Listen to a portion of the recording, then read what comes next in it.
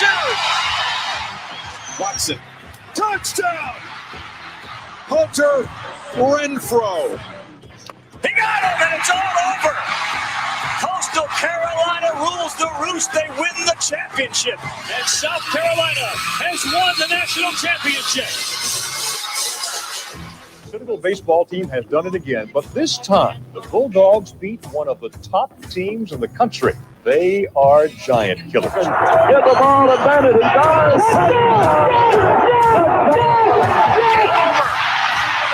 Gamecocks are in the Final Four.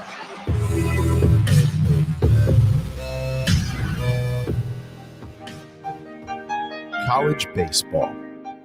If you know, you know. If you've played, it never leaves you.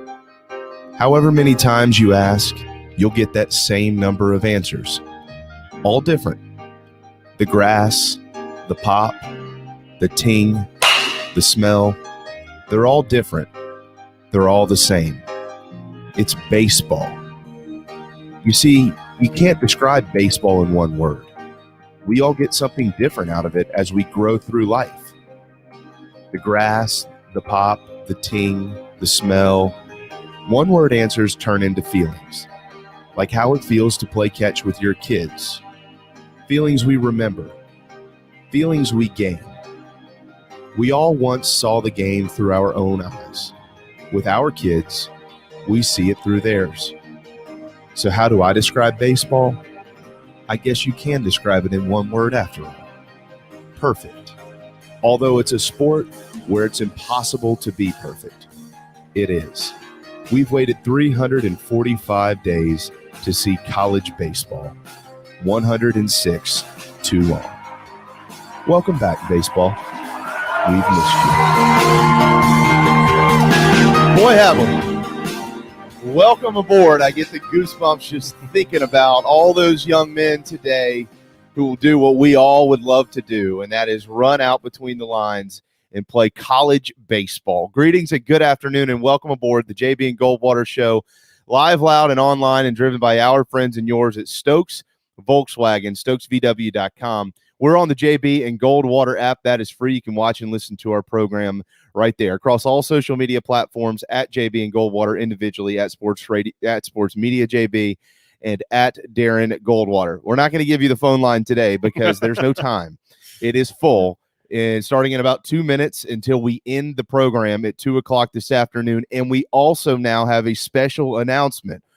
Adding to our list of guests today at about 1:30 this afternoon, former Gamecock catcher and current Detroit Tigers starting catcher, Grayson Griner, is going to join us for a couple of minutes right before Mike Morgan hops on the air.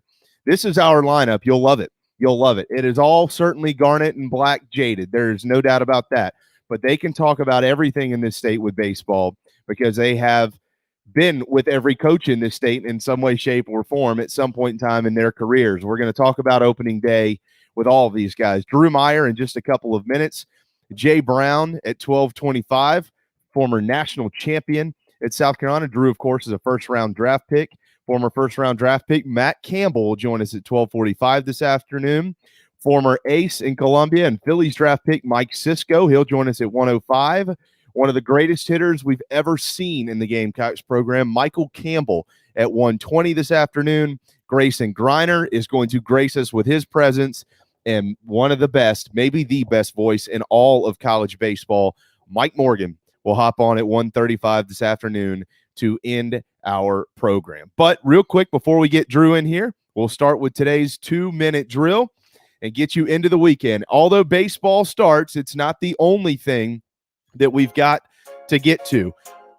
Last night wasn't good again for South Carolina hoops. Number 21 Tennessee ended the ladies' 31-game winning streak. Now 17-3, 12-1. South Carolina's got a 1-game lead over Texas A&M, whom they closed the season with. But up next is 17th-ranked Kentucky at home on Sunday. That game at 3 o'clock on ESPN. The men host 20th-ranked Missouri at 2 o'clock tomorrow on ESPN2. They're losers of 4 straight. And then after this one, they've got back-to-back road games at Mississippi State and Georgia. So they're going to want to try to win it and they want to try to stay out of the 12-13 matchup in the SEC tournament. Right now, they're 11th. Longwood beat CSU last night 70-62. The Bucks try to rebound against them at 6 o'clock tonight in North Charleston. The Duggar-Balcom shootout tomorrow. How about that? The Citadel hosts VMI at 1 o'clock in McAllister Fieldhouse. Bulldogs going to beat them. Book it. They are. 12-9, 5-9 is what they'll be if they can. CFC hosts D2 Columbus State at 1 o'clock tomorrow. That replaces the Hofstra series this weekend, postponed due to COVID. That is free admission if you'd like to head down to TD Arena. Clemson and Pitt postponed, as we all know. Coastal hosts Georgia Southern at 1 o'clock on Sunday. And FCS football kicks off this weekend in the SoCon. Mercer at Wofford, Samford at ETSU, Western at Furman, all tomorrow, all on ESPN+. The Daytona Road Course runs at 3 o'clock on Sunday on Fox. Chase Elliott is on that pole. And in golf, the Genesis plays at Riviera in California. Sam Burns is in the lead at 7 under. Koepka, Spieth, DJ all at 3 under. Scott Glaze's pick, Patrick Cantlay, is at 4 under. And former Gamecock Wesley Bryan is at 2 under. And that is in addition to this weekend's college baseball. And that is your 2-minute drill to start off Friday afternoon. And to lead off our guest list as we welcome back the great sport of college baseball, one of the greatest leadoff hitters I've ever seen. He's right at home.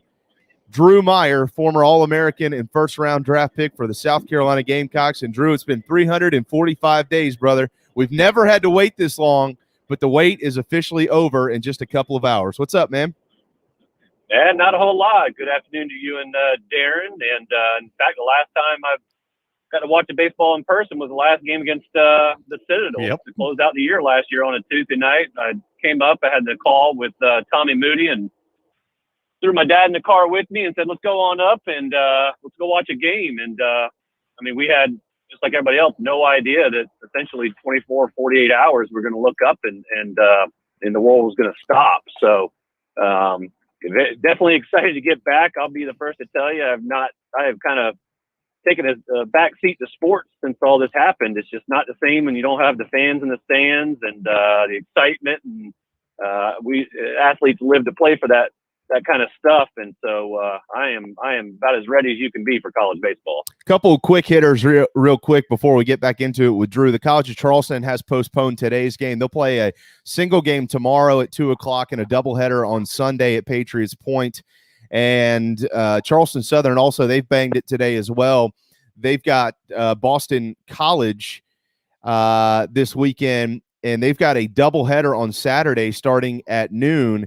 The Sunday game in time and location will be announced tomorrow. That doubleheader, though, for BC and CSU is going to be played at Shipyard Park tomorrow instead of in North Charleston. And I know the CSU field pretty well. It's probably going to be still too wet to play out there tomorrow, and more than likely that's why the change is there. I want to get those in real quick. Drew, you went through 3 opening days in Columbia as the starting shortstop at South Carolina. What do you remember most about those? Well, the excitement in the air. I mean, it's everybody's geared up.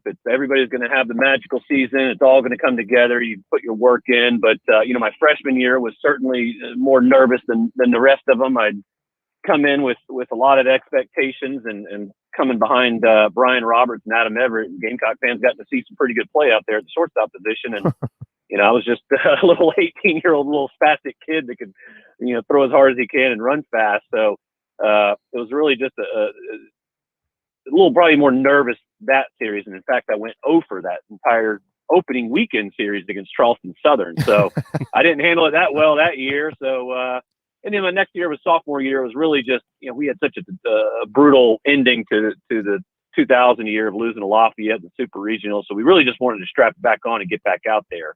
And so that was kind of how that felt. And then we lost to Stanford. And by the time I came to my junior year, it was like, all right, well, this is it. This hopefully is, my last opening day as a Gamecock as a player. And hopefully the draft takes care of itself and end up being that way. And we had, we knew we had a good team that year. And, I'd say opening days were a little bit different back then. I think the parity in college baseball has changed quite a bit where, you're not going to go beat up on no offense to, I won't use Charleston Southern, but that's who we've played that year. But, you just can't show up and score 12 runs every day like you could back then. So I think that's brought some more enjoyment to the game. But it does kind of lead to more stiffer competition early on when you're still trying to figure out what's going on. Well, you make a great point. Mark Kingston made a similar point earlier this week. He said, look, don't look at our schedule, South Carolina specifically, but we could literally say this exact same thing about every other team in the country, especially when you're talking about some of the powers in baseball. He said, Dayton is not Dayton anymore. Mercer, Winthrop, whoever you want to throw in there, it's not because of what happened last year. All these teams have everybody returning. They didn't lose anybody. And so if you are considered a mid-major type program in the sport of college baseball right now, although that may be true, your players are not necessarily considered mid-major, especially when they've been around a while and they've given the chance to stick around for even another year. Yeah, I think that comes into play. And I just think the exposure that these athletes are getting these days, you know, I mean, I'm dating myself now, but 20 years ago, you couldn't just go pull up video on a file from a guy from you know, Louisiana and get some pretty good material and information. The big players went to big schools because those are the ones that had the recruiting budgets to go find you and do the proper recruiting. But I think now, with just so much access to whatever, you know, recruiting sites you want to call it, or be quite honest, players just post their stuff on Twitter these days and might catch a coach's eye. So I think all of that with the scholarship stuff, it really has just brought in a more well-rounded college baseball community, which only helps everybody at the end of the day. And I think that it's, you know, you play a Dayton, they might have a guy on a Friday night throwing 92 and it's pretty damn good, but he stayed close to home and for whatever reason and developed. So, you know, there's just, there's a lot of different aspects with that. And I think it's fun, and it's even more of a reason why you gotta start off the year, you know, on the right foot, or it could be a struggle. Shortstop, All-American, first rounder, whatever. You can look in the record. Whatever. You can look in the record book, and his name is everywhere. Drew Meyer, of course, of Charleston, South Carolina, but formerly of the Gamecocks. You know, Drew, I still catch myself from time to time saying, yeah, really looking forward to getting to the Sarge this weekend and watching him play.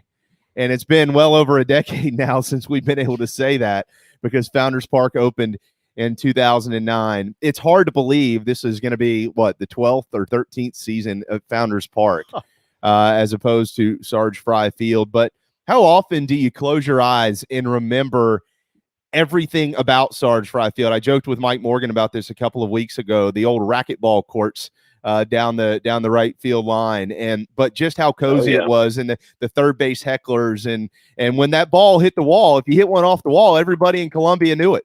And when a train came through, everybody in Columbia knew it. What do you think about when you think about the Sarge? Yeah, I think about it a lot. And there's a little, I don't know what you call it, figurine, but there's it's about the size of a cup holder or whatever, coaster kind of thing. But it's a replication of the stadium. It's got the Roost dorm rooms and stuff. My son's always looking at it. I'm like, I used to live right here, and we could see the field. Yep. And in fact, Jim Toman, old assistant coach for Middle Tennessee State, had posted, you know, his guys shoveling ice and snow off their field, trying to get it prepared for this weekend. And some of the guys were chiming in on some things. And I dug up an old picture, but it was when we had a snowstorm and Sarge Fry was covered in snow, everything. And I got a good picture from, I guess you'd call it the stands, but you know, where that roost was, I was outside, and it's kind of weird, you know. I mean, obviously Founders Park is unbelievable and it's awesome. But as a former player, you know, we don't get to go back and go sit in the dugout and it just come to life that way. You almost got to take yourself there in your own mind, whether it's pictures or an occasional grainy highlight film video of somebody that got something. There just wasn't as much coverage and video back then. So, you know, it's obviously a move that needed to be made, but I always loved the Sarge. I mean, that place got rocking. I did an interview with Colin Taylor. He's doing a big thing on the Texas series coming up. And I mean, I heard story after story from guys that we played against in Sarge Fry, and they hated coming to Columbia to play us. It was a different atmosphere, and LSU's got their thing and Mississippi State's got their thing, but it's a different story when guys are literally 5 feet above you and they've got notebooks out and they know everything about you and they don't let up for 9.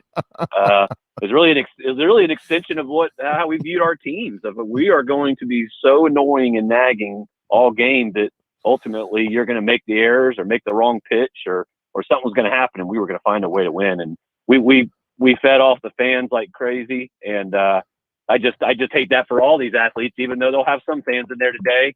And typically opening day crowds aren't the loud and ruckus ones. It's more of a, hey, let's get back in this game mode situation. But it's weird watching sports without all the total excitement from the fans, and then the players masked up and supposed to be saying separated and that kind of deal. But at the end of the day, you got to throw the ball, catch the ball, and hit the ball. And I know Kingston thinks his guys are ready to do that. So it was like a modern day at the time Cameron Indoor for baseball. Well, that's how it felt to us. Yeah. When I played in high school at Bishop England, until we moved out to Daniel Island, and my dad and Coach Morrow and some others helped build that stadium. I mean, our practice field was the parking lot of Johnson Haygood Stadium next to Burke High School. And so, I mean, you want to talk about maybe where I got better at ground balls. You go take ground balls out there and you learn real quick. You better figure out a way to read a hop and take the hop away. So really, the first season at Bishop England was fantastic. We were an all out then, but just as a kid from Charleston, and you always dream of playing at the SEC or professionally or whatever it may be. But when you practice there all fall with no fans in the stands, and all of a sudden you show up, and in the game, the media, and all the pageantry, and the national anthem, and everybody gets their name called out and go out to the line. It's just a feeling you can't replace. And but as you know, once that first pitch is thrown, it seems like you've been doing it all year already. It goes by quick. The first game always goes by quick. For about 5 minutes left with you. You mentioned the Texas series, and I'll preface this by saying when we talked to Mark earlier this week, we kind of had some fun with him about it as well. I know when it was first released that they were heading to Austin. Of course, the Longhorns will return the trip next year in 2022. Fans were excited about it, and it's a big matchup in a tough road environment and things like that. But I mean, Drew, let's be honest, right? This is the SEC, and no offense to Texas, but South Carolina is not going to walk into Austin and see anything different than what they would see in College Station or in Baton Rouge or in Fayetteville or Oxford or Starkville or anywhere else in this league. It's a place, as you already alluded to a minute ago, how the Sarge used to be. It can be deadly to go into some of those facilities and try to play, but they will. And they haven't played Texas since you did in the national championship game in 2002. So I'm going to ask you, I'm going to put you on the spot on this one, my old friend. Had that been a 3-game series back then, would that have been South Carolina's first ever national championship? I'd like to think so, but as you can imagine, I've gotten that question a lot, and I finally have kind of come up with how I feel about it. And I don't know. We had a good team, and they had a good team, and you never know with baseball. But if I could trade something out on that national championship game, is just to give us 24 hours of rest before we actually even play the national championship. Right. I looked it up. We played Clemson on the Friday afternoon, the day before, and I believe the game ended at like 4:16 p.m. And by 12:40 the next day, we're towing the line to play for a national championship. And the emotional being tired, I wouldn't say physically we were tired. We were young men back then and plenty of excitement. But the emotional of coming off that Clemson win, because in a way that felt like a World Series. I mean, that was we did not want to lose that game and have to take that plane home from Omaha and have to wear that for the rest of our lives. And so by winning that, we had to turn around. And as you know, 12:40, that's an early college baseball game in the first place, much less being in Omaha, much less being in the national championship. And we had to get up early. I don't know how many people slept that night, but I can't imagine many of us did. And strap it on. And I swear, by Saturday afternoon at 3:30, 4 o'clock, it's like, holy cow, we just lost the national championship. Like it was fun, and we knew what we were playing for, so to speak, but it just happened in such of a blink of an eye. It's no different if you're planning a big trip to Hawaii or whatever with your family. You get excited, you do all the prep, you go over all the small things, you think you have everything in order. For us, it was more of like a show up and go. We got a game to play. We don't have time to complain or think about any other outside things. You had to be at the field. Probably had the bus at 8:30, 9 o'clock. I forget what we did, but it just happened so fast. And so I would say that's probably the biggest thing I wish we could redo is just give us at least a 1-day break before we play for the biggest game of our lives. I think back to that game and they started the Simmons kid and, I think he almost went 7, Drew. And everybody knows that Houston Street came in and shut it down for Texas. He was the big name that year. And I think about, God bless him because he was a hell of an arm and had a hell of a career at South Carolina. But I think about Aaron Rawl. I mean, he was just a freshman in that game, and had you been able to go with one of your more experienced dudes, you'd like to think, I mean, Rawl didn't make it out of the 4th. You'd like to think that maybe you would have gotten into the 5th or the 6th. But that's just not the way it worked out. It's just not the way it worked out. But I always look back at that and think, man, a 3-game series, because y'all had pitching coming up. If you would have had an actual series to play, they would have turned around. Yeah, and then another thing about Aaron Rawl, that was only his 3rd start of the year, and his 2nd start of the year was 4 days previous, where he threw a complete game, threw probably 116, 117 pitches, I think, and turned around and had to start against. Just starting, even just having your arm ready, you're going against Texas, right? Who's obviously pretty damn good themselves. So tough task for him, and that's kind of how our team was, is next man up. And Aaron did his best, and we just did a little golf trip this fall to the Hilton Head together, and obviously we talked about that a bunch. And it's just like, hey, I didn't, he's like, I didn't even know. I mean, we beat Friday, we beat Clemson on Friday, and we didn't even know who was going to be starting for us. And he got the call, and Tanner said, "You're starting." He said, "All right, cool. See you tomorrow." I mean, that's about where we were, scrambling to figure out what we were going to do as a team and how we were going to try to pull this off. Drew, final question, about 30 seconds, then we got to run so we can get to Jay Brown coming up next here. But what would be, if you were in the dugout today and Mark Kingston asked you to address the team, what would you say to him? I'd say have fun. I mean, you guys have gone through a lot over the last 10 months, 11 months to get back to this point with a lot of unknowns. Didn't know if you were going to have a spot on the team because of the rules and how are we going to do this. And I wouldn't put too much stock in today except for have fun. I mean, it's been a while since they've been out there. They know they have a lot to prove or to show people. But you got 52 more games, and that may sound different than got to win them all kind of an attitude. But I do think this year is different. I'm actually driving home from Columbia right now at a business meeting up there, and it's clear they'll be playing. It'll be chilly, but it's not like they'll be battling the rain up until first pitch. So they'll be playing. I just say have fun and do the things that you've been doing all fall and spring to get prepared and trust in the process. But I think the first thing with opening day is you got to have fun and remember why we're all here. A lot of expectations for Carolina baseball. Drew, as always, it's been a pleasure, my friend. I know I texted you this morning about getting out to play some golf. We will be doing that soon as the weather's out of here and the sun's around longer. It's hard to get up and drink early on Saturday mornings when you got to go back to the kids. It's better to do it on Friday afternoon. So we'll just plan on that, all right? You can make it work either way. Yeah, I hear. I've been on a self-serve suspension from golf of sorts just because of this weather. I was like, I can't go back. I golfed so much during COVID, to tell you the truth. I didn't hold back. I took advantage of the free time, and I'm tired of the cart paths only and chilly in the morning and stuff. But yeah, once that spring weather hits, let's get out there. We'll do it, man. Hey, happy opening day. Good to hear from you, brother.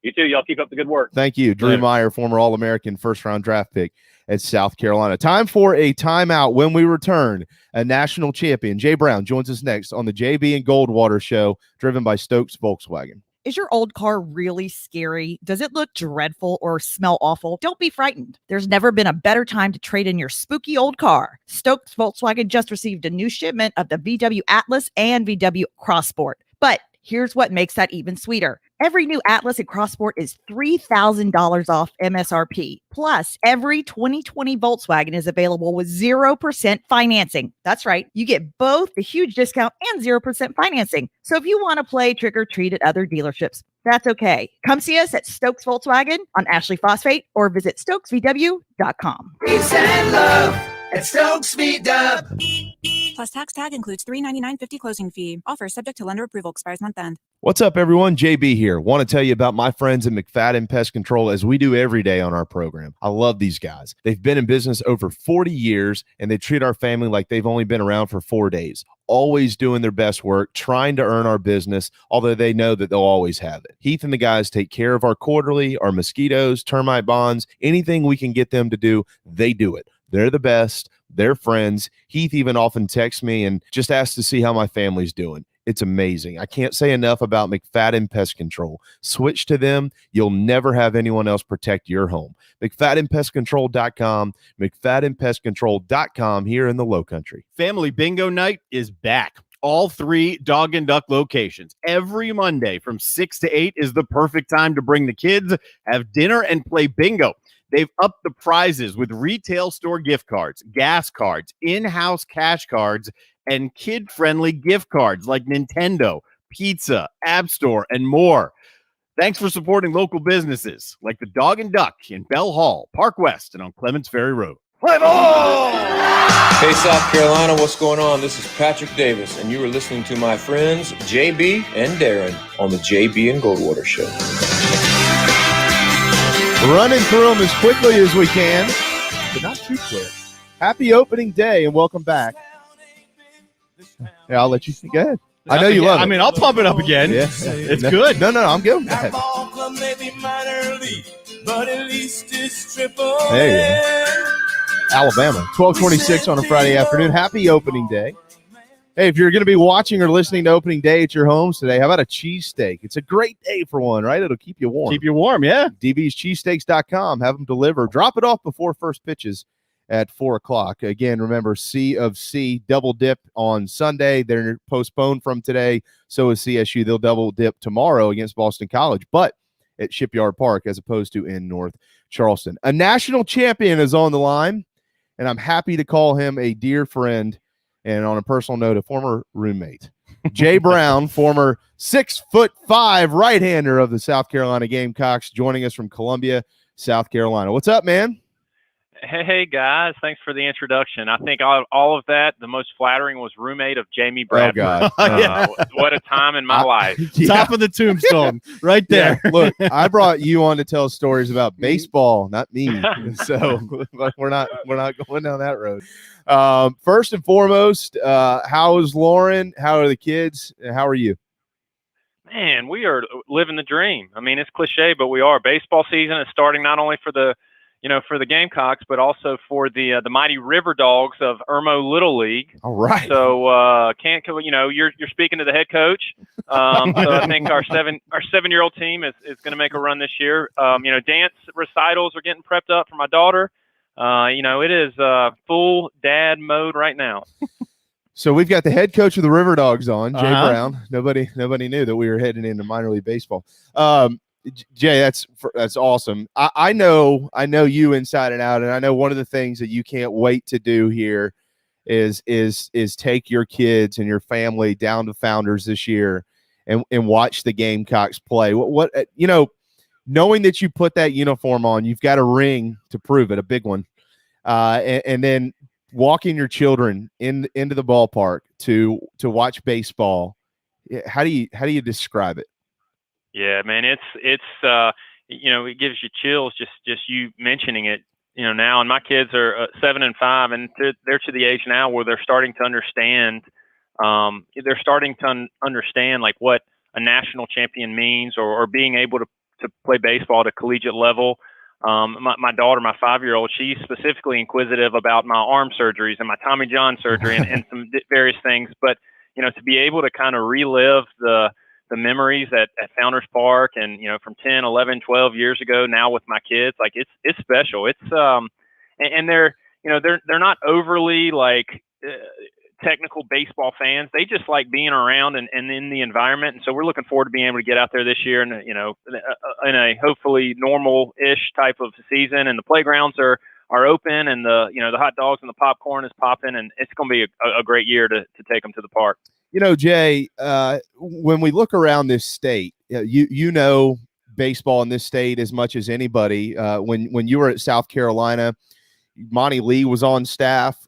Chad Holbrook was on staff. Those guys, of course, now head coaches at rival programs, in-state rival programs. One of them, of course, is the rival, Clemson, with Monty, and Chad down here doing an amazing job at the College of Charleston. The kids that play for those two, when they go up and play at Clemson and play down here in Charleston with the Cougars, what do they get out of those guys? What do you remember most? How did they impact your life as a player at South Carolina?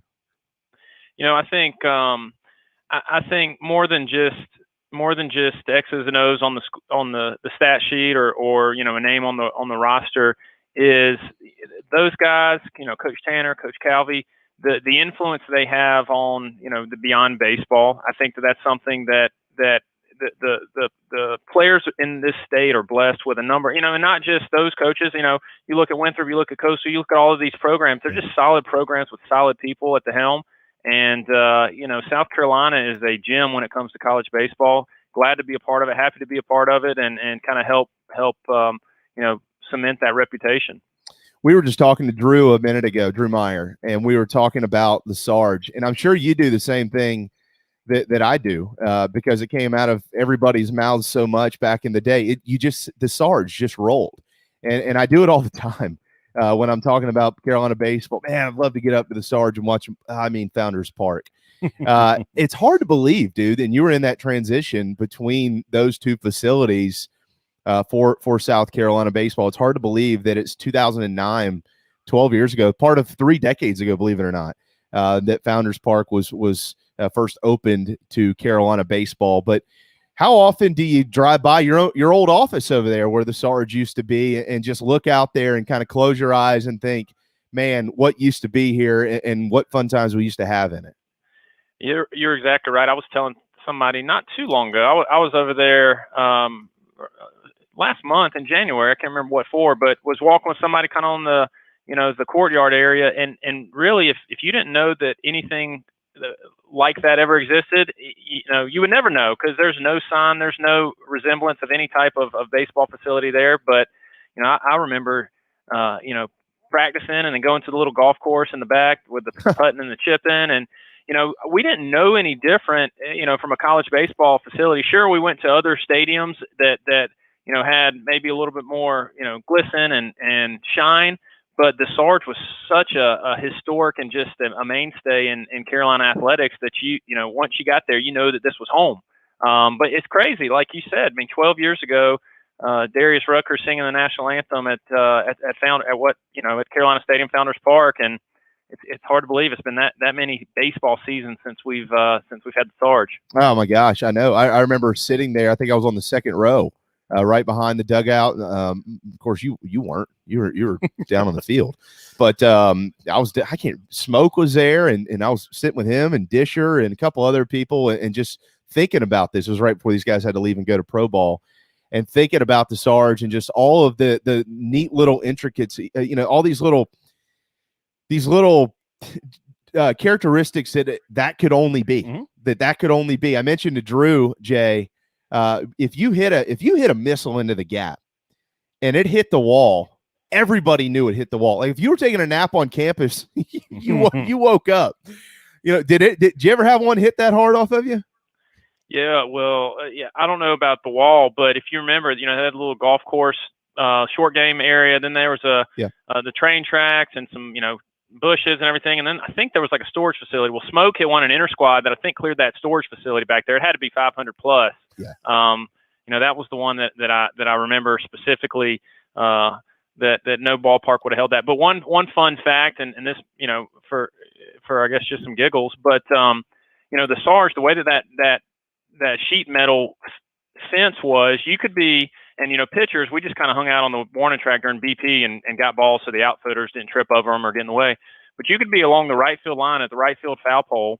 And I remember, like yesterday, Will Atwood is in the left center field gap, and he and I are having a conversation like he was right beside me, because somehow the way that sheet metal, carried sound and the curve of the outfield fence, you literally could have a conversation from 250 feet away, but it was like somebody was right beside you. It was crazy, dude. It was crazy. I mean, everything about it. And you mentioned when you go down there that there's nothing there. I can't remember who I mentioned. Oh, I mentioned it last year to Coach Kingston. I think it was last year.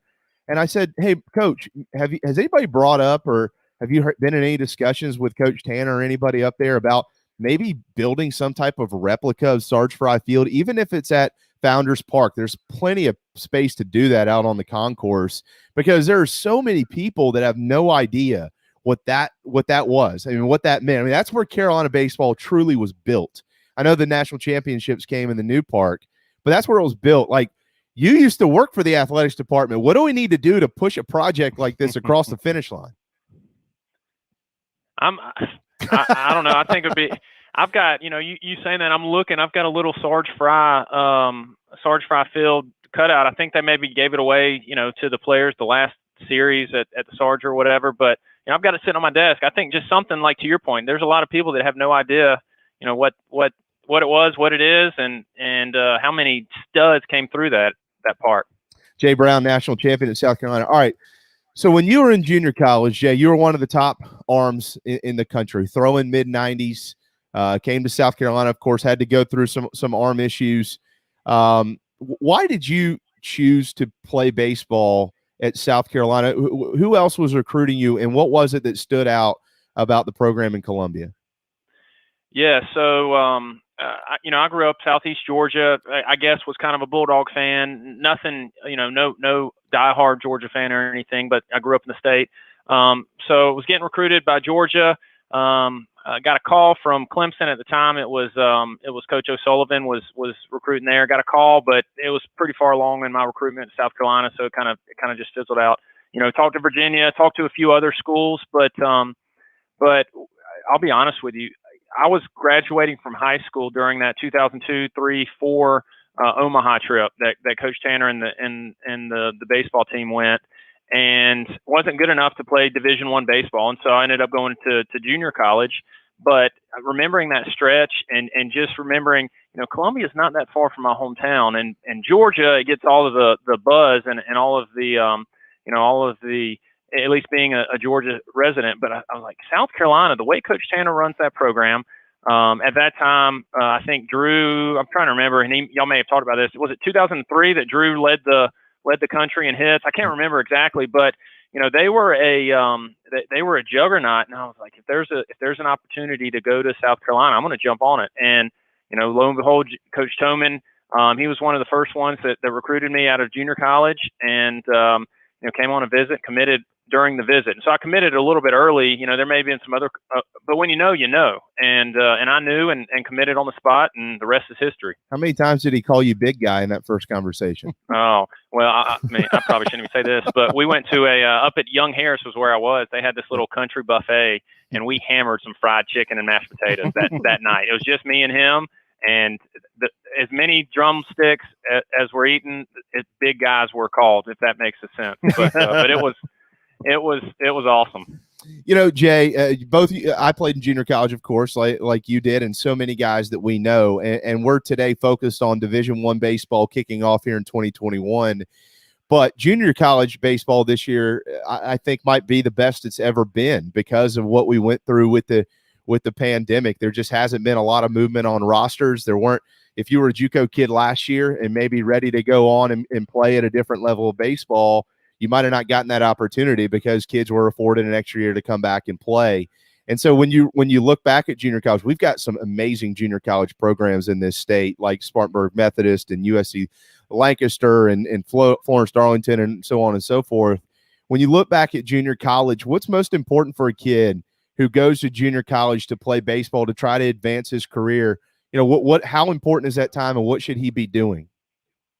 Yeah, no, I'm obviously a huge fan of junior college, and it gave me an opportunity to play at South Carolina. Thomas Farr, our starter tonight, he's a junior college guy. They used to call us JUCO Bandits, Carolina, because going to junior college, it's a grind. I mean, and as much as I love University of South Carolina and the baseball program, very rarely did I ever have to pull a tarp, or did I ever have to, rake a mound, or did I ever have to, wash my uniform? None of that. You don't do that at a place like South Carolina. And for me, going to that junior college route and having, midnight tarp pools in order to be able to play the next day, or a weight room that after you got done with it, you were also the cleaning crew, and obviously before the COVID and all that. I mean, it makes you appreciate. It makes you appreciate a place like South Carolina that much more, but it also, you grow up pretty fast, and, you're not living at home anymore, and, you're not the best player on the baseball team anymore like you were in high school, and you're also doing everything everything outside the lines to make you're able to play. So the responsibilities are amped up. It gives you for me, it gave me a sense of, this is, you're putting your blood, sweat, and tears into this thing, and there's no taking for granted. Like, you're giving it your all, baseball and just to play. So I hope that makes sense. But yeah, that's kind of where I'm at with junior college. I remember those days well. It's a personal responsibility when you're a college athlete that you don't anticipate taking on until you do, and you don't have any choice. Yeah. That's the way it goes. All right, Jay, final one. We'll let you get out of here.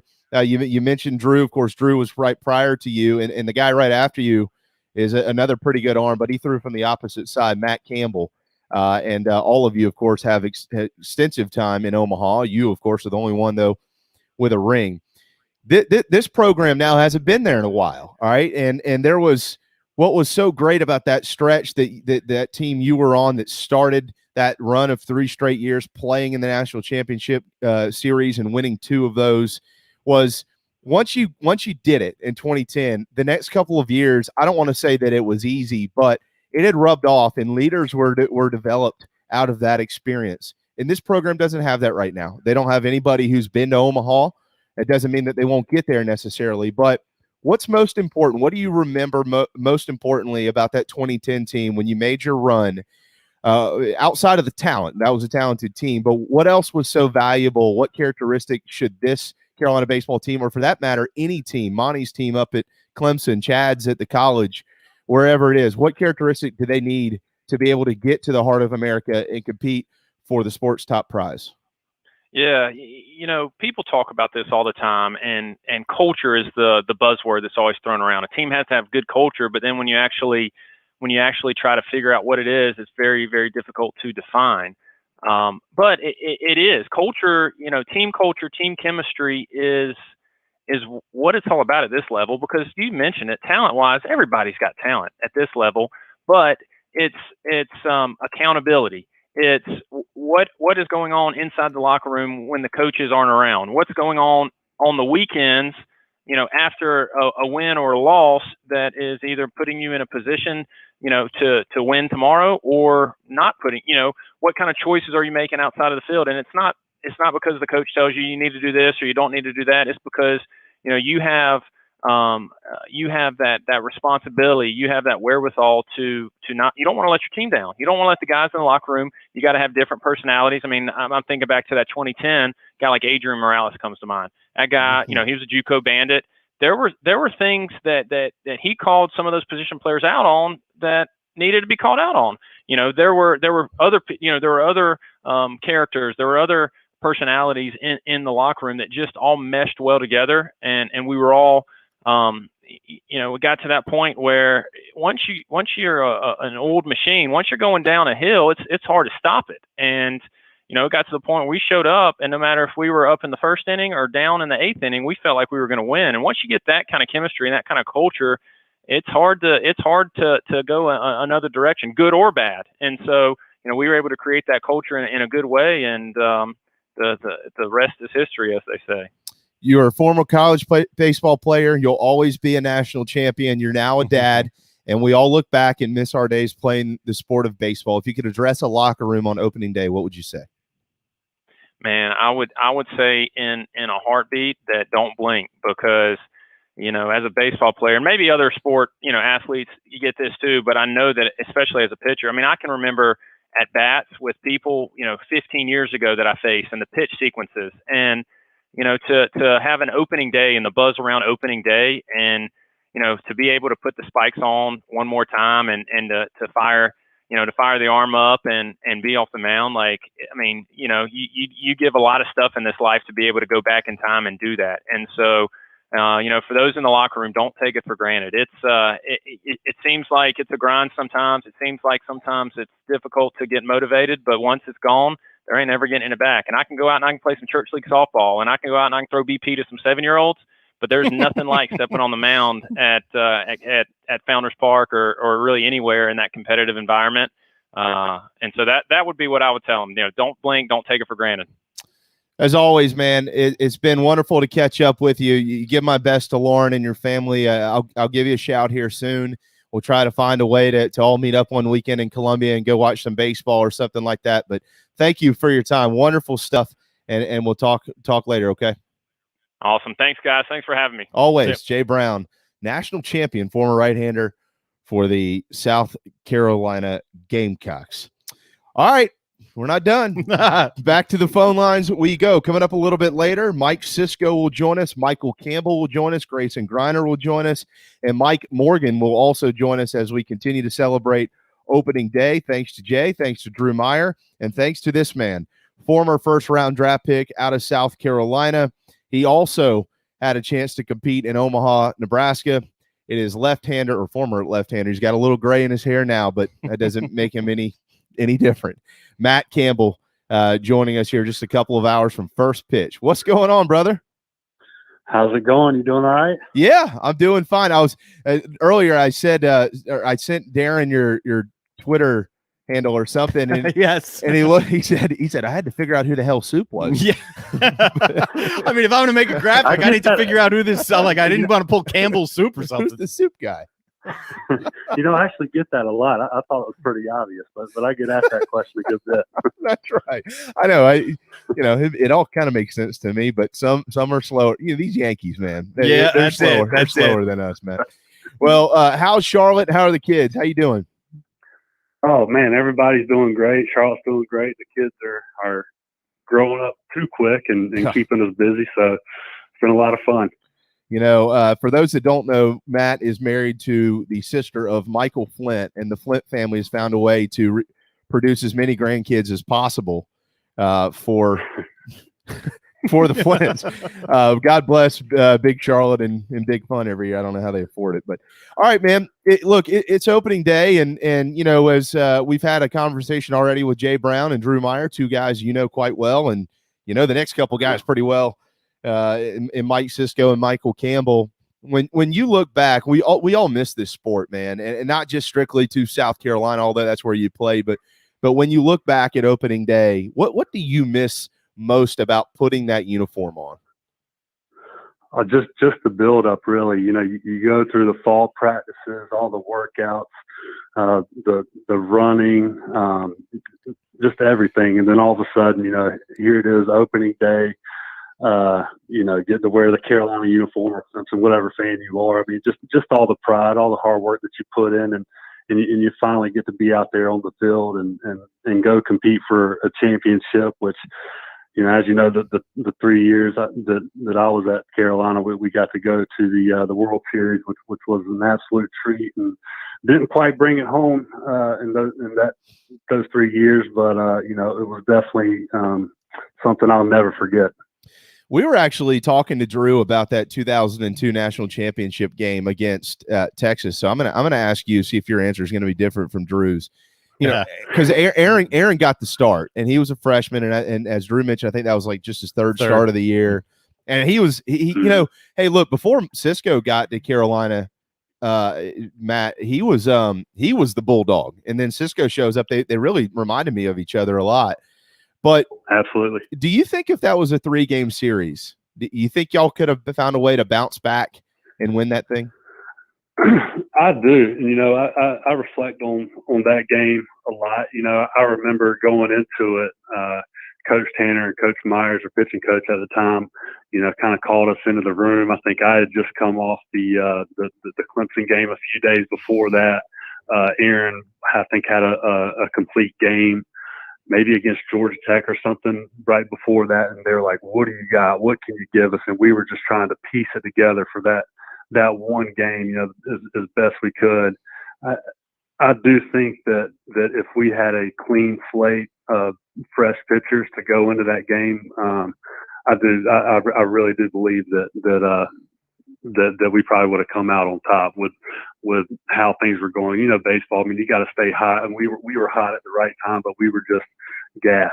I mean, it was Johnny Holstaff that day, but we came up a little bit short. Yeah, I mean, it didn't set up for the sport of baseball because you beat Clemson for the second time, which we're going to get into in a second. I didn't get into that with Drew. And then you had to turn around the next day and play a national championship game in the middle of the afternoon. Whereas to now, you get the weekend off, and then that series sets up Monday through Wednesday, and everybody gets to rest a little bit, and then you get to go out there and run your best against your best. And y'all's staff was incredibly deep, but it wasn't at that point in time in the tournament because you lost the first game. Now, You did have to beat Clemson twice to get there. When you went into that first game against the Tigers, what was the mentality like in that locker room? I think we were all pumped up. You know, we had some really good leaders on that team, and we weren't tight at all. It was very loose, and Drew was one of those leaders. Guys like Trey Dyson and Landon and Malillo and all those guys, they just kept it loose. They were like, hey, we're going to go out there. These guys got all the pressure on them because, you know, they're, especially if we won that first game, because then, you know, they were really going to be tight. But for us, we had nothing to lose. You know, we're not going to come out here and lose on the national stage like this to our rival. And I think they were kind of looking ahead to maybe the national championship game. And once we started clawing back in that game and took the lead, you could just see and feel kind of the wind come out from their sails, and that's when we knew. We were like, oh, we got it. And we were loose, and everybody was, you know, cracking jokes in the clubhouse or the dugout, and you could just feel the momentum start to change our way, and we knew we had it at that point. Former left-hander Matt Campbell, 12:51 on a Friday afternoon. Maybe the best breaking ball I've ever seen in my life, as a matter of fact, came off the fingertips of this guy. Now, everybody sees Coach Tanner in Coach Tanner TV mode, right? We all see him in the suit. Everybody, he's well-spoken, he's smooth, you know, he's this, he's that. Yeah, it was a little different when you were in the locker room with him. He had a potty mouth at times, like all coaches do. But you remember anything from those 3 years that you played for South? Did he ever chew you out? Oh, just a couple. I mean, you know, I like to say I was an angel, but not really. He had to get on to me a few times, and I can remember one instance. I think we were playing Florida at home. I was just a freshman. I was coming out of the bullpen on the weekend as a freshman and was more of a matchup guy. And I can't remember the name of the batter at the time, but yeah, I want to say he was batting like 600 in the SEC. Nobody's getting this guy out. And I come in and throw one pitch. It was a curveball, my best pitch, and felt like I made a good pitch. And he hits a little CNI single through the first and second base hole. And all of a sudden, Coach Myers comes out, gets me, and Chris Spigner greeted me when I got back to the dugout. And he's like, "Hey, Coach Tanner's in the clubhouse waiting on you." I'm like, "What in the world?" So I go in the clubhouse, and he's standing up on a rolled up batting mat, and he let me have it. You know, "Hey, Matt, how many times we put you in to get a left-hander out?" And I'm like, I don't know, a lot. He's like, "How many times have you gotten them out?" "Well, Coach, you know, not that many, I guess." And he's like, "You're right. I don't know if you're ever gonna pitch here again." So he got into me a few times. Probably had a couple other choice words for me, but you know, he was a competitor, and both of us were, and you know, I respect him for that, and shoot, I thought he did a great job with us. He knew how to motivate us, and he knew when to pull the right string. You know, the pinch hitter or hey, bring this guy in to get us out of a jam, and obviously he proved that later on with the back-to-back World Series championships. Yeah, I mean, I think there's a lot of times it didn't work out because it's baseball. It's never going to work out every time. But I mean, Soup, I can remember numerous times when he would go to the bench in a big spot, and you could see it, right, with the way Coach Tanner did his arms. I'm not going to get into that, but you know what I'm saying. And you know, and he would give you the sign to go up there and hit one out of the ballpark, and that's what a lot of those guys tried to do. I mean, we can all remember the big names, but I mean, guys like Hank Parks, you know, you think about guys like they literally were brought in just to hit it 500 feet. And that was Ray's thing. He would call on you and say, "Go hit one." I remember sitting next to Coach Tolman. You know, we're doing charts as pitchers, and I remember, you know, him calling in somebody off the bench, and I remember he pulled him off to the side. You know, he always liked to call timeout during a bat, and he went up to him and said, "Hey, hit the ball out of the park." And I was like, man, if I was a hitter, I would love to hear that. Like, hey, I'm coming out of my shoes, Ray. I'm coming unglued trying to hit this ball out of the park. And, you know, he had a lot of success. You know, a lot of guys actually came up with that big hit when we needed it. And I think that was part of the confidence that he instilled in them with, you know, giving them that charge. Instead of saying, hey, don't strike out, just put the ball in play. Like he's, you know, it's that, hey, hit the ball out of the park. And that's, you know, that's what they did, or they got the big hit or kept the inning going. So he definitely had a unique way of motivating those guys. Or they just didn't hit again, like Right. like J-Rat in Auburn in 2006 when he went in there and looked at 2 fastballs down the middle as a pinch hitter and then swung at a breaking ball that went about 54 feet. And Coach Tanner told him it wasn't his fault; it was Ray's fault for recruiting him to South Carolina, and that was about the end of the road.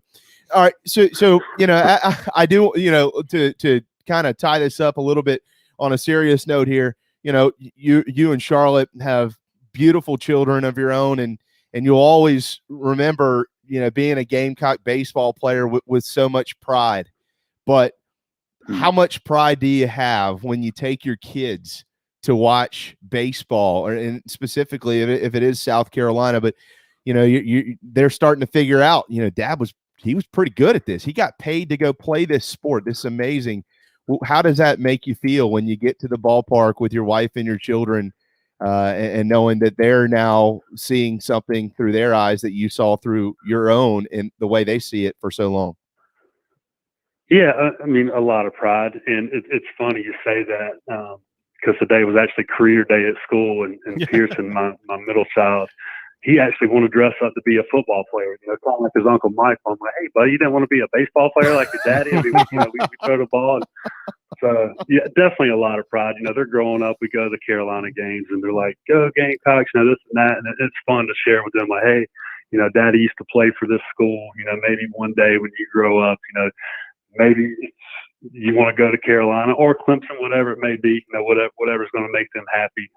Maybe they get the opportunity to wear a uniform as well and represent their school and their community. So definitely take a lot of pride in that. And I hope, we'll see what the future holds for them, but, no pressure at all on them, obviously, but definitely a lot of fun and something we'll cherish forever. On that note, my friend, we'll let you run, but I know that we were texting back and forth, and I mentioned it to Drew earlier. I promise you, I'm going to say this publicly so I can be held accountable to this. Once the weather's out of here and the sun is around longer in the next few weeks, we're going to go play golf out at Stono Ferry. Awesome, man. That sounds like a plan to me. I look forward to it. And we'll drink, and you can drink beer, and I'll drink bourbon. Because sounds like a plan. He's going to play better than you. Because I know his wife, and she ain't letting Boo Boo go out there and drink liquor all day and then try to come home that night. It's not happening. No, absolutely not. Hey, man, happy opening day, bro. We miss seeing you and really appreciate your time, and enjoy a wonderful weekend of baseball. And we'll talk soon. Thanks a lot, guys. You got it. There you go. Matt Campbell, former lefty at South Carolina. It is time for a timeout. The National Anthem up next. They'll be played all across the country today in ballparks. Yes, it will. Wow. Fantastic. When we return, on the other side of that, another former pitcher, and this one a righty. See how we're working this? Righty, lefty, righty. We got the matchup. It's like you're figuring out your weekend rotation and your lineup. We had Meyer leading things off. That's right. That's right. This one is former righty Mike Cisco on the JB and Goldwater Show, protected by Mcfadden Pest Control. What's up, everyone? JB here. Want to tell you about my friends at Mcfadden Pest Control, as we do every day on our program. I love these guys. They've been in business over 40 years, and they treat our family like they've only been around for 4 days. Always doing their best work, trying to earn our business, although they know that they'll always have it. Heath and the guys take care of our quarterly, our mosquitoes, termite bonds, anything we can get them to do, they do it. They're the best. They're friends. Heath even often texts me and just asks to see how my family's doing. It's amazing. I can't say enough about Mcfadden Pest Control. Switch to them. You'll never have anyone else protect your home. McFaddenPestControl.com, McFaddenPestControl.com here in the Low Country. At Patriots Point Naval and Maritime Museum, families walk in the footsteps of our nation's heroes, the brave ones who risk their lives to defend our way of life. Home to the aircraft carrier USS Yorktown, USS Laffey, and the USS Clamagore, there's more than 1 million square feet of exhibit space to roam. White Glove certified, we have several new health safety measures in place to enhance the visitor experience. Come for the day and leave feeling inspired. One of the most impressive museums in the country, located right here in Mount Pleasant. Visit patriotspoint.org for more. We'll see you soon. Bourbon and whiskey drinkers of Charleston.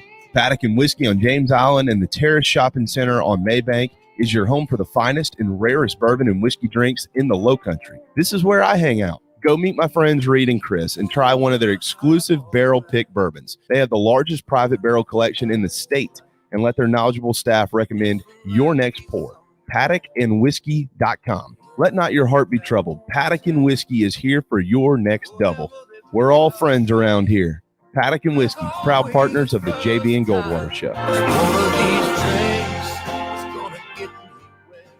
This is Scott Glaze, head golf professional at the Links at Stono Ferry, located on the outskirts of Charleston, South Carolina. I'm inviting you to tee it up on one of the most scenic and challenging courses in the Low Country. Our back nine is highlighted with 3 holes that border the Intercoastal Waterway. Visit stonoferrygolf.com to book tee times and discover all that Stono Ferry has to offer. The Links at Stono Ferry is a former South Carolina Golf Course of the Year and is also home to the College of Charleston men's and women's golf teams. Come see us. We would love to have you. stonoferrygolf.com. Hi, I'm Chris Half, Public Information Officer at the Patriots Point Naval and Maritime Museum. We're home of the mighty USS Yorktown, USS Laffey, Flamagore, and Vietnam experience. And we're a proud partner of the JB and Goldwater Show. We invite you and your family to come see us and enjoy a day on Charleston Harbor. Visit patriotspoint.org for more information. And now, it is my honor to present the National Anthem.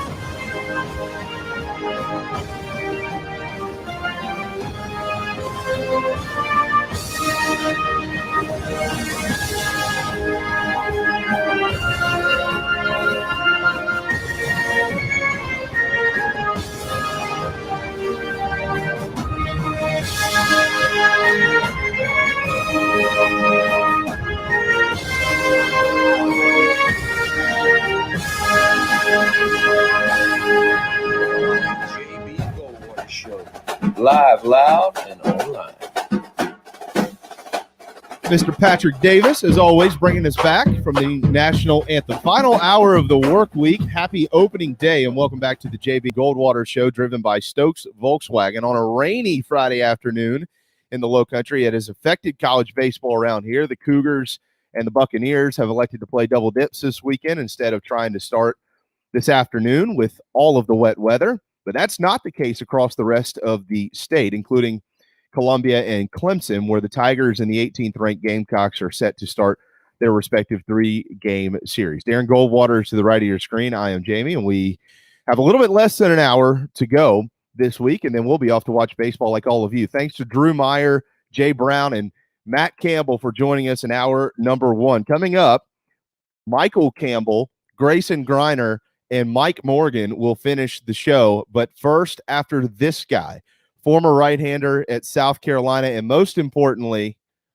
new father, Mike Cisco. I would say most importantly, my best friend, but that's not most important anymore. What's most important is that he's now a dad, and he has been kind enough to take some time out of his lunch to join us this afternoon. What's up, man? What's going on? It's opening day. What are you doing? Are you putting the eye black on, or what are you doing? Well, it's probably most typical of opening day. You know, we haven't had good weather for a while, but it's usually, you know, nice and sunny. And then when opening day comes, it's either freezing cold or raining. So this feels about like opening day. Yeah, that's about right. How many times have we talked about this over the last couple of weeks, Dan? Every day. Every day. This is every year, opening day, something happens. It's not like this, though, in the Midlands and on towards the upstate, so there will be plenty of baseball played. All right, how's little man doing? How's Rhett? And most importantly, how's the best athlete in the family, your wife, Adele?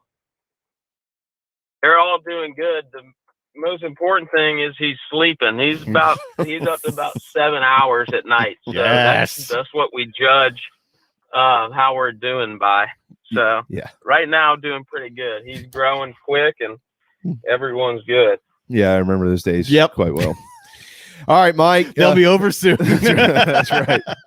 Mike. That's what people keep telling me. Dude, it's everything. No, I don't care what anybody says. Oh, it gets easier. It never gets easier. There's just changes. It's a different set of challenges. Uh-huh. That's all it is. That's it. All right, man. Yeah, he likes to trick us. Once we feel like we got one thing figured out, then it's on to the next. That's right. That's right. It's fun though. He keeps us on our toes. This is a guy who can't see somebody else throw up. Like, there are little things that will bother his stomach. Changing diapers. I know he's gotten used to it now, but I'd love to see the look on his face the first time one of those first ones came, or any of our faces. Yeah. All right, Mike. 3 years at South Carolina, 36 round draft pick, of course, of the Phillies. And your final season at 2008. I'm actually conducting this like a real interview, like we've never talked about this stuff before. You opened the season as the ace against East Carolina, and y'all beat their brains in at Sarge Fry Field that afternoon, 22-5. But I ask you, as the guy, you were the guy that year that Mark Calvi and Ray Tanner said he's our number one. He's going to roll out there and start the season off as we try to get into the postseason and do some damage. What did that mean, man? What was that conversation like, and how did you feel when they looked at you and said, "You're our top dude, go get him"? Well, I mean, it was humbling. It was an honor, and it was exciting to get that honor at a school like South Carolina, and it being my sophomore year when I did. It was just kind of, when they told me, it was kind of, shocking. It took a little while to sink in, but, fortunately I had some experience by then, and I had started on the weekend ever since, I think, like the third or fourth weekend as a freshman. So that gave me some confidence. I knew that, I would be going against everybody else's number one too. That was, that was kind of what you took on. You're going to get everyone's number one. And not only that, is on Friday sets the tone for the rest of the weekend. So it's an important role. And, I was honored that they chose me to do it. I had worked hard to get to that spot. So I felt like I deserved it. And I was just, thankful that they gave me the opportunity. Mike, we've been around the sport a long time, and we've seen a lot of dads coaching kids and things like that. And we've actually talked about your family around here before with some of our guests, mutual people, obviously, who you and I know. And your father, of course, played professional baseball. Your grandfather played professional baseball and was a major league pitching coach. Has got some hardware to prove that by virtue of winning the World Series. Of course, your mom was a hell of an athlete, everybody in your family. But, when you played, and I played with him, so I remember this well in high school. But when you got to South Carolina, I think it would be easy for people to think that, you're always going to have your grandfather or your father in your ear kind of coaching you through things. But you also had Mark Calvi and you had Coach Tanner. And so there's kind of a lot to balance there. What was that like? And Galen, your grandfather, I know he liked to kind of lay back, but kind of walk people through that, because people think that these, I come from a family of all baseball guys. They're going to teach me how to do it better than you can. But that wasn't necessarily the case in your family. Right. I mean, on the other side of it, I was fortunate to have them, my dad and my grandpa. My dad was a catcher. Grandpa was a pitcher. And both of them would, it would be all they wanted to do to give me their insight. But they kind of laid back unless I asked for it, which I liked, and I feel like that I'll carry that on, with Rhett if he chooses to play baseball, which he'll probably get a little nudge to do. But, I had great coaches all through, when I was growing up. I mean, Johnny Cribb with Diamond Warriors, and then I had good coaches with Diamond Devils and all the way up to Carolina, and obviously in professional ball. They would always be there if I asked for their input, which I did a lot. But they kind of laid back and let me come to them. So, that's kind of I guess maybe a big league mentality coming from Galen. But it's something that, I agree with. I remember almost every game that this guy pitched. Clearly, I called some of them. You did. I really do. And Mike and I probably don't talk as much baseball as we should, because now that we're both dads, I think in the future it'll be neat to watch our kids go and take them to go watch games themselves and things like that. But I remember one, and I'll always remember this because I made the trip to Athens, Georgia in 2008, and you remember this game quite well, Mike. Matter of fact, y'all got swept against Georgia, and Georgia I think scored 5 or 6 runs the whole weekend, and they were all on solo home runs. It was just the most frustrating weekend over there, and they were really good. Josh Fields was the closer, and they had the fire on the screen when he would come in the game, and then he'd throw it about 115 miles an hour. And I made that trip. Jay Brown was hurt that year, and so Jay and myself and your brother Brian went over and stayed with Jay's now wife, and we watched that series. And Mike got the start on Friday night against Trevor Holder, who was really, really good.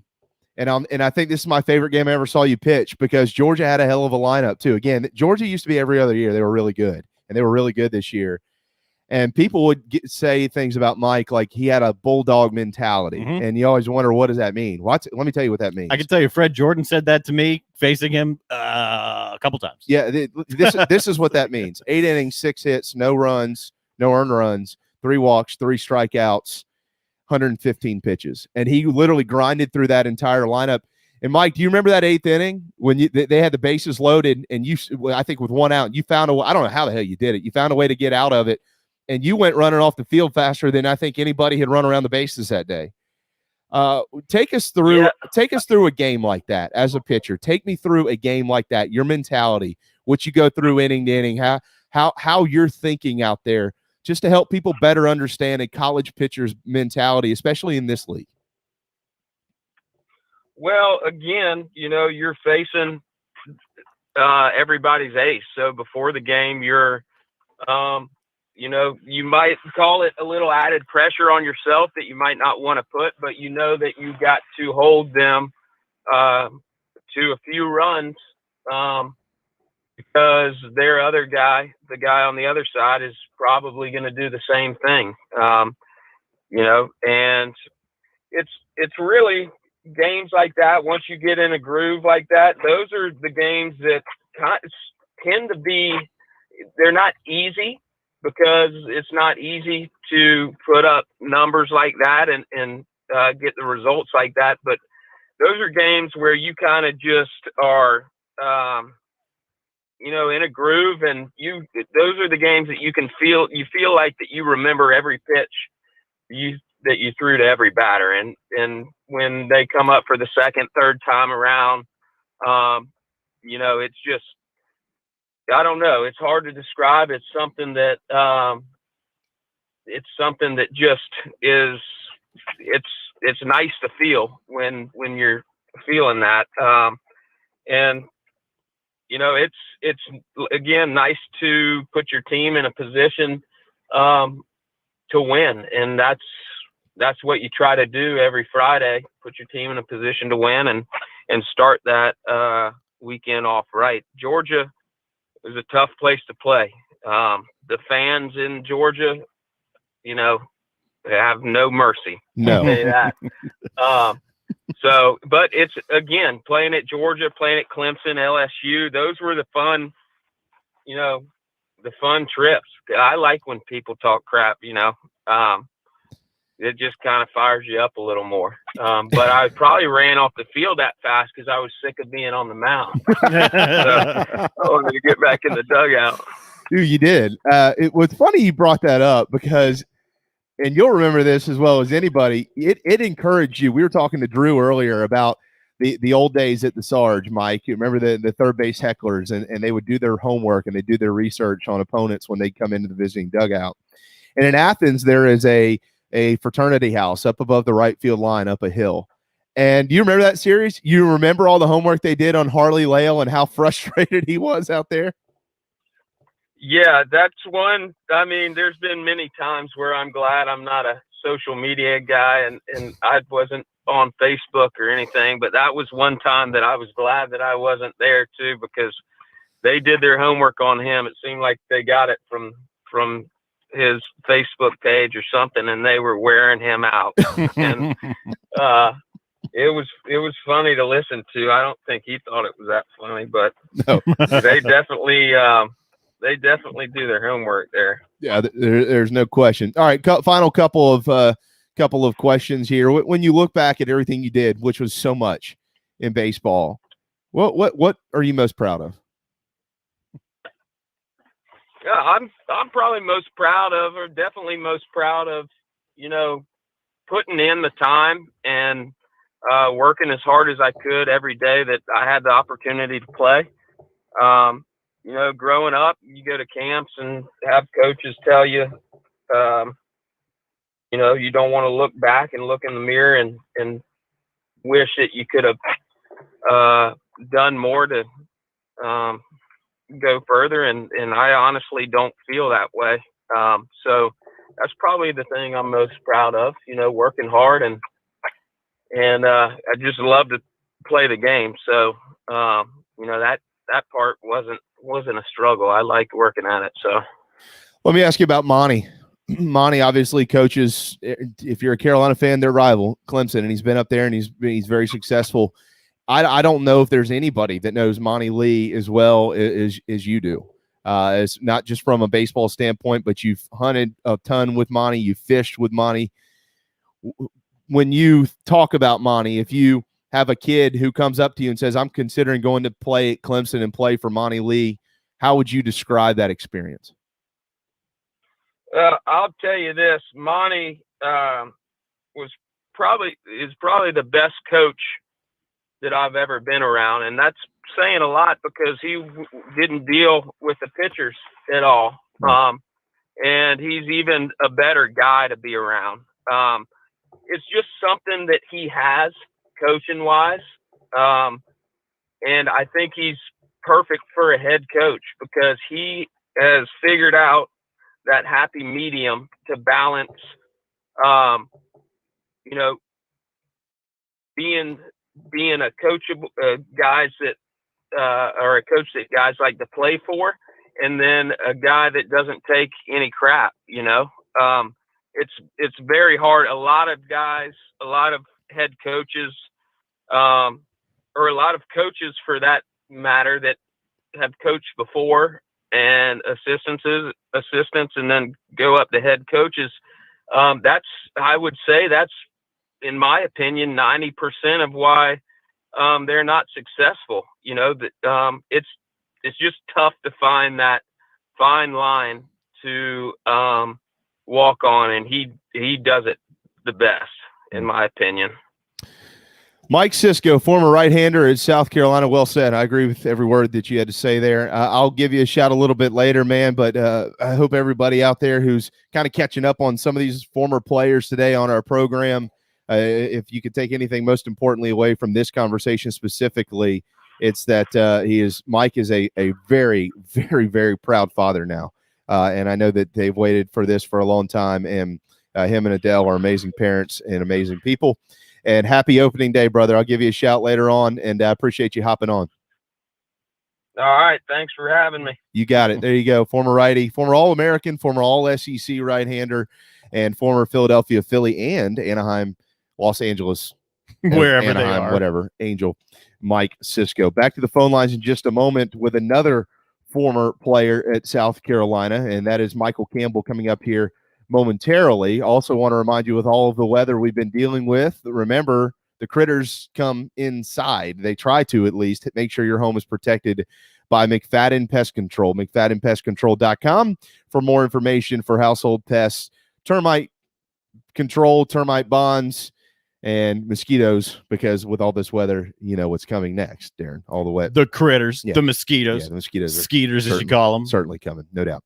Thanks thus far to Drew Meyer, Jay Brown, Matt Campbell, Mike Cisco, Grayson Griner, and Mike Morgan. Those two guys are up next behind this one.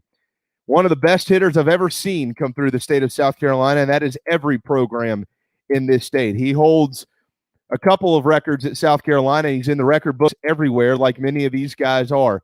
He played 255 games in a Gamecock uniform. That is a record that I don't know we'll ever see broken.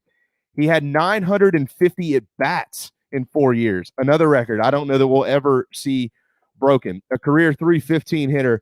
And how about this? Maybe the most amazing stat of all. In 255 career games played, only committed 7 errors as a center fielder for the South Carolina Gamecocks. And that is another one of the greats, Michael Campbell, joining us now on opening day. What's going on, long lost friend? JB, what's going on, man? How you doing? Man, you know, as Darren and I were putting this program together the last couple of days, and I thought it'd be fun to just have conversations with people that I could have fun conversations with. And you jumped right to the top of the list because it's always a good time to catch up with you. How you been? What's new? I'm doing great, other than 29 degrees here in Cincinnati. So thankfully they're not playing in Dayton today. That's right. Yeah, Dayton's down here. No question. Man, you know, when I just rattled off all of those stats about you. Oh, by the way, in 2006,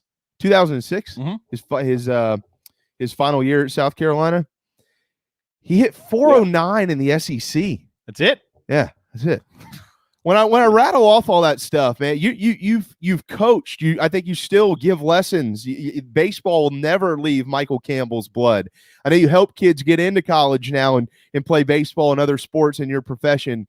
But when you look back at what you did, dude, how do you comprehend all of that information? It was a marvelous career. And it's a grind. And honestly, when you started rattling those numbers off, I didn't know half the stats that you rattled off. That's what I'm here for. I was quite impressed. That's our job. You know, just a great opportunity to, play at South Carolina. I mean, like I've been sitting here listening to you talk to Soup there, Mike Cisco. Man, what a great time we had in South Carolina, and happy opening day to everybody. You guys excited? Yeah, absolutely. Yeah, it's funny because you're the crossover guy in all of this. You know, you've kind of crossed over all of the players that we've had on today, all the former players. You played with both groups. I think maybe the year right after Drew Meyer, but of course everybody knows Drew. You know, I when I often think about all of the talent that's come through here, Michael Campbell, it's hard to pinpoint, even though there's 2 years where they were unbelievably talented and won the national championships. It's hard for me to just pick out one team. I mean, there's so many amazing baseball programs. Could you pick out one of the 4 years you were in Columbia and say that was just the best team? I mean, I feel like they all are the best team in a different way. You know, it's honestly a tough decision. You know, my freshman year, we had Landon Powell behind the plate.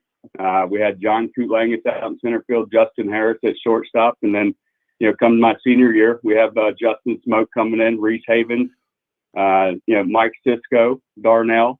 So, I mean, what a great group of guys to play for. Yep. Do you ever talk to Coach Tanner? When's the last time you spoke with him? Honestly, the last time I spoke to him was probably the last game I played for South Carolina. Holy moly. Hadn't kept up with him too much, honestly. Well, I asked Soup this earlier. I'm going to ask you, the Campbell's guys, the Campbell guys get the tough ones today. What was there a moment where Coach Tanner just ran you right up a tree somewhere in that dugout? Just one moment, or this was an ongoing thing. I mean, this started my freshman year, first week of practice. So, and the thing is that I learned, through Coach Tanner was that if he was getting all over you, that he liked you. That's true. And that's one thing that I learned from the senior class of Kootlangus and Harris and those guys, Demetrius Smith. I was a punching bag. Basically, he made an example. He'd get in my ear continuously, but he would call timeout in the middle of his bat, just come out there and say, what the hell are you doing? You know, so it was a different experience. You know, but he's a great coach, and I learned a lot. You know, just in my first 3 months of fall practice there, my freshman year, I think I learned more about the game in general than I learned my entire career. So just you know, testament to him and his commitment to being the best at his craft. One of the greatest hitters in the history of Gamecock baseball, Michael Campbell, 125 on a Friday afternoon. You know, you mentioned, or we've talked already about all of the guys that you crossed over with, and later in your career, you know, the Havens and the Darnells and the Smokes all showed up to campus, the Ciscos, the Atwoods, those guys. When you were an upperclassman, and this question is just for anywhere in college baseball, not just at South Carolina.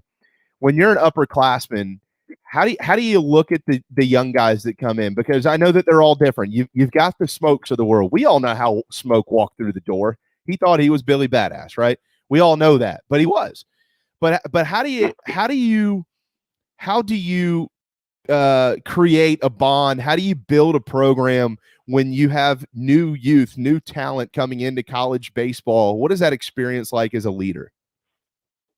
Well, that's simple. You know, the first question I asked Justin when he walked through the locker room doors is, "What are you doing here?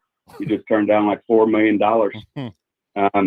You know, and he said, "I want to win a national championship." So that was a really easy, you know, transition. I mean, that was an awesome thing for him to say. You know, me as a senior, as a, you know, being a team guy rather than an I guy. So I think that's really how we had that great year in 2006, just one game away from Omaha. We lost game 3 to Georgia in super regionals there.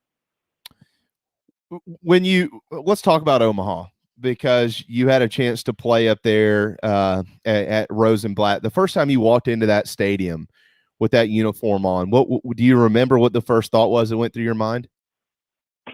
Unbelievable. I mean, this is, you know, kind of what I dreamed of as a kid.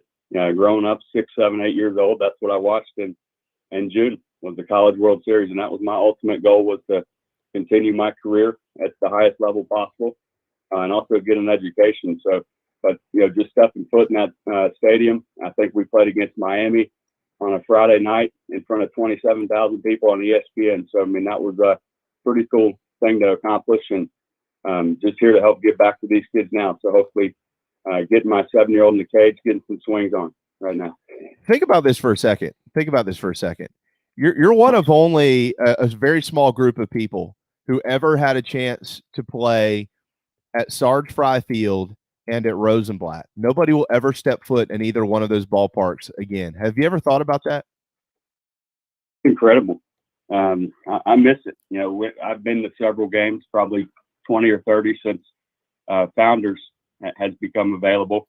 And that was one reason I came to Carolina, actually, was Coach Stoneman said it would be built by sophomore year. It was never built. You know, but I mean, what a great place to play. Loud, energetic. I mean, you could just tell when you showed up to the field, there was a buzz in the air.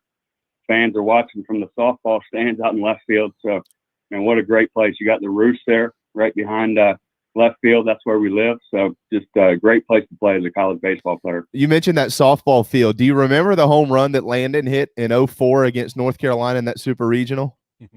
Absolutely. But you know what? I remember a lot more of Hank Parks in batting practice, putting about 25 each batting practice out there in left field on the softball field. I mean, dude, that guy was a freaking monster. Dude, those girls used to have to scatter every time they heard the ting of the bat. I mean, you know, that ball that Landon hit was on national TV, and I remember them talking about it. I was there. I was at the game, but I remember going back and seeing this. It landed basically on the pitcher's mound of the softball field. It was remarkable. So what do you do now, Mike? I mean, I know what you do, but explain what you do today. So right now I work for an athletic recruiting network, and ultimately our job is to accommodate college coaches and on the other side, student athletes. So ultimately my job as a recruiting specialist is to evaluate student athletes in high school with academics, athletics, their personal preferences, and then depending on, you know, their talent level, their grades, we match them into certain colleges based off what their needs are and regions they recruit in. So if we say, you know, we got a guy that's 6'3", 185, throwing 88, 91, obviously he's going to play at a high level. So we're going to match him into some high-level Power 5 conferences, mid-level schools. But ultimately, our job is to make sure the families on the other side understand the recruitment process. As far as the timeline goes, the video, reaching out to college coaches, getting your name out, to just being more of an advocate for college coaches and student athletes to find that best fit ultimately at their college level. If there's somebody here in the state of South Carolina that would be interested in this, how could they find you? You guys could find me online. So if you just type in Mike Campbell, NCSA Sports, it's called Next College Student Athlete, or you could just try me on myself, and I can give that information to you, Jamie, have on the website. Any student athletes need help creating exposure. It's been really a tough year for a lot of student athletes, especially 21s and 22s in the process. Right. Just because, obviously rosters are backed up. There's a ton in the junior college in the transfer portal. So junior college is a great route, at this point for a lot of kids. But just if you guys need help in the recruiting, just reach out, let me know, and we can get you connected up. Final question, and then we got to get Grayson Griner in here for a couple of minutes before we finish this thing up with Mike Morgan this afternoon, Mike. But, everybody we've had on this program today had amazing careers at South Carolina. Drew Meyer, Jay Brown, Matt Campbell, Mike Cisco, now you, Grayson, coming up here in a second. When you look back, and it's been a while for everybody now, but when you look back at putting that uniform on and you close your eyes and you think about Gamecock baseball, how does that resonate to you, and how does it resonate in the sport across the country? Nothing better, honestly, playing at South Carolina and getting a chance to compete at the highest level in the SEC. There's nothing like it. So really, for the guys out there today, is just don't take anything for granted. One day that uniform you're not going to be able to play in anymore. One day you won't be able to walk up to the plate and hit a line drive up the middle to win a game. But just compete to the best of your ability. Have fun. That's the biggest thing, is have fun. And you worked really hard to get to this level, so may as well enjoy it. So, being a Gamecock baseball player means the world to me, and also my son as well. I actually just got a chance to show him a few videos the other night of me playing on YouTube for the first time, and really just seeing him watch me play. I'm not going to lie to you, I started crying. It was a pretty awesome feeling. So, excited for the team this year to get going. That's one of the coolest things, and you should be proud of yourself. One of the greatest players to ever do it. I don't know that the AB record or the games played record will ever be broken. A career 315 hitter, 7 errors in 4 years, 255 games played. That is just remarkable. Michael Campbell, I'll reach out to you later on. We'll catch up a little bit more. We'll let you run on that nugget. Happy opening day, my friend. Absolutely. Thank you guys for having me. Always. Michael Campbell, formerly at South Carolina. All right. Do we have a couple of minutes for Grayson, or we got to go right to Mike? Well, Mike is in the waiting room, but I'm sure he can wait just a little bit if we pop Grayson Griner on. Yep, I got a thumbs up. Okay. We're going to pop Grayson Griner on. All right. We'll hold Mike for about 3 minutes. We're going to get Grayson Griner, who is the starting catcher for the Detroit Tigers, formerly at South Carolina. He's just got a quick message for everybody here as we're set to kick off baseball season officially in the state of South Carolina and all across the country here in just a couple of hours, actually, as a matter of fact. All right, Mike Morgan joining us from Atlanta in just a couple of minutes, but first, kind of a surprise guest because he's in spring training and he is set to handle the staff of the Detroit Tigers this year. It is formerly an All-American in South Carolina and currently a starting catcher in the big leagues. Grayson Griner being kind enough to share it. If it's just 3 or 4 minutes, that's great, of his time here on opening day. Grayson, what's up, brother? Not much, man. Just enjoying the Florida sunshine out here. I heard y'all are having a bunch of rain back home, so I'm a little I'm feeling pretty fortunate to be down in the sunshine right now. It's just down here. They're good in Columbia. They're good in Clemson. They'll play everywhere else. I think the Low Country's getting banged today. But hey, man, thanks, dude. I really appreciate you popping on. And we've only got a couple of minutes because we had already kind of tightened this thing up. But first of all, how are you? Your pitchers and catchers have reported. How do you feel?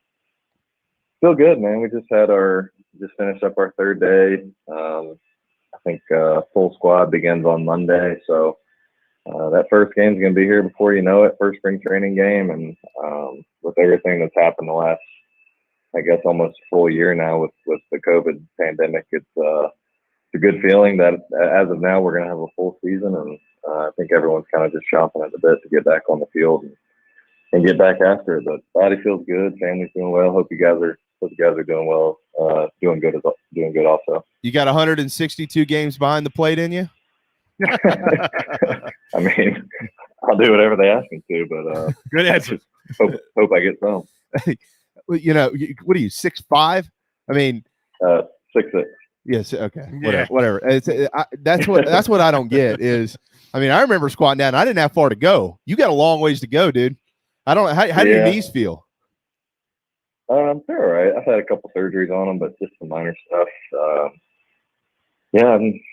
I grew up playing catcher. I didn't know I'd end up being 6'6", so I'm very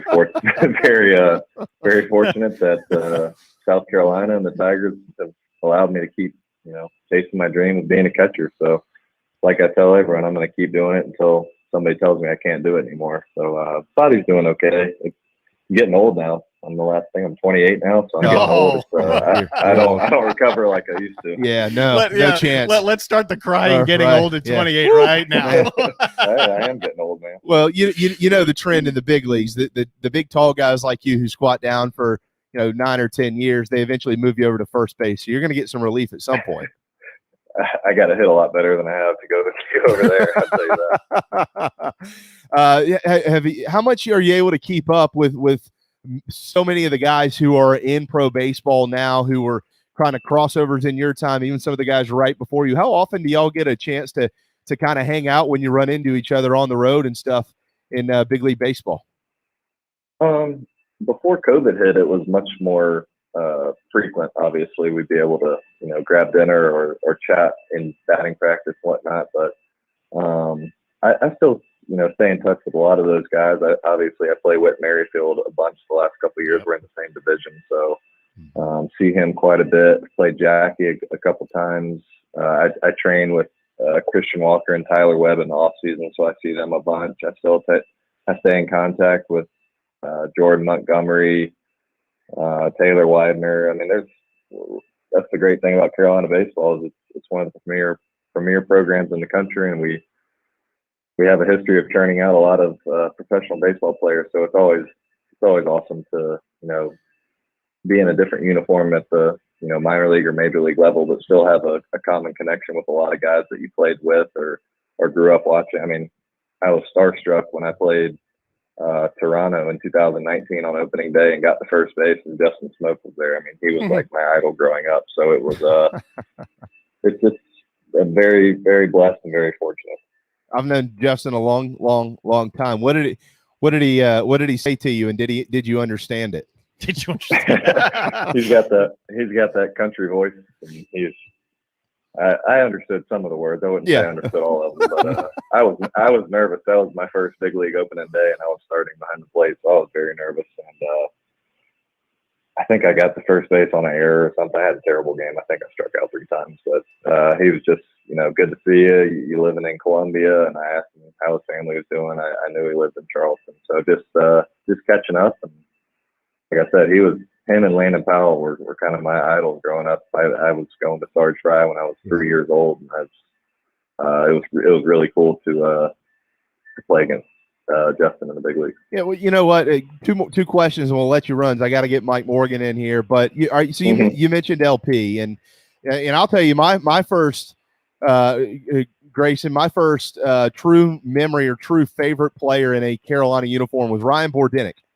And Ryan Bordenick was probably the best hitting catcher to ever come through the Carolina baseball program. And he played summer league ball back when we had a summer league in the Low Country. He came down here and played in the late 90s. And I've been bat boying for the College of Charleston for Monty Lee.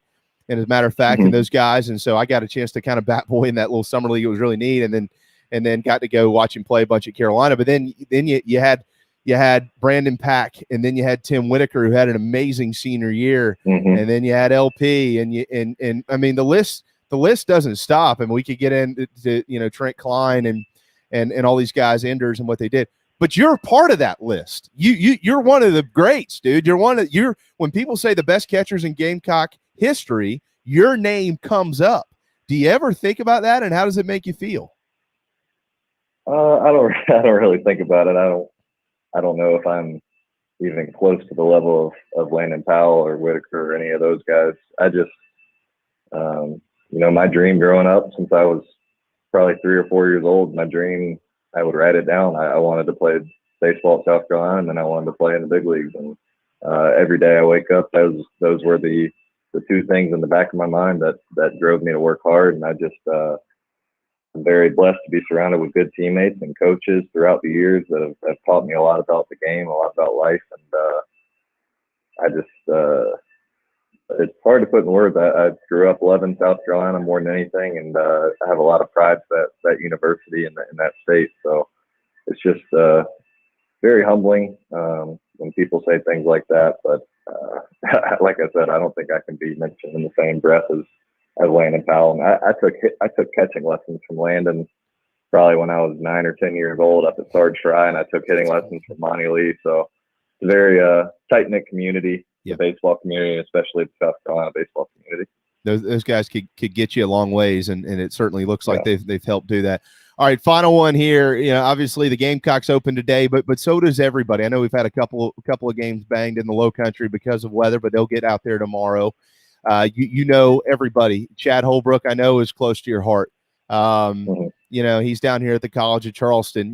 Monty, you know these guys in Columbia. This is an amazing baseball state with amazing talent and amazing men.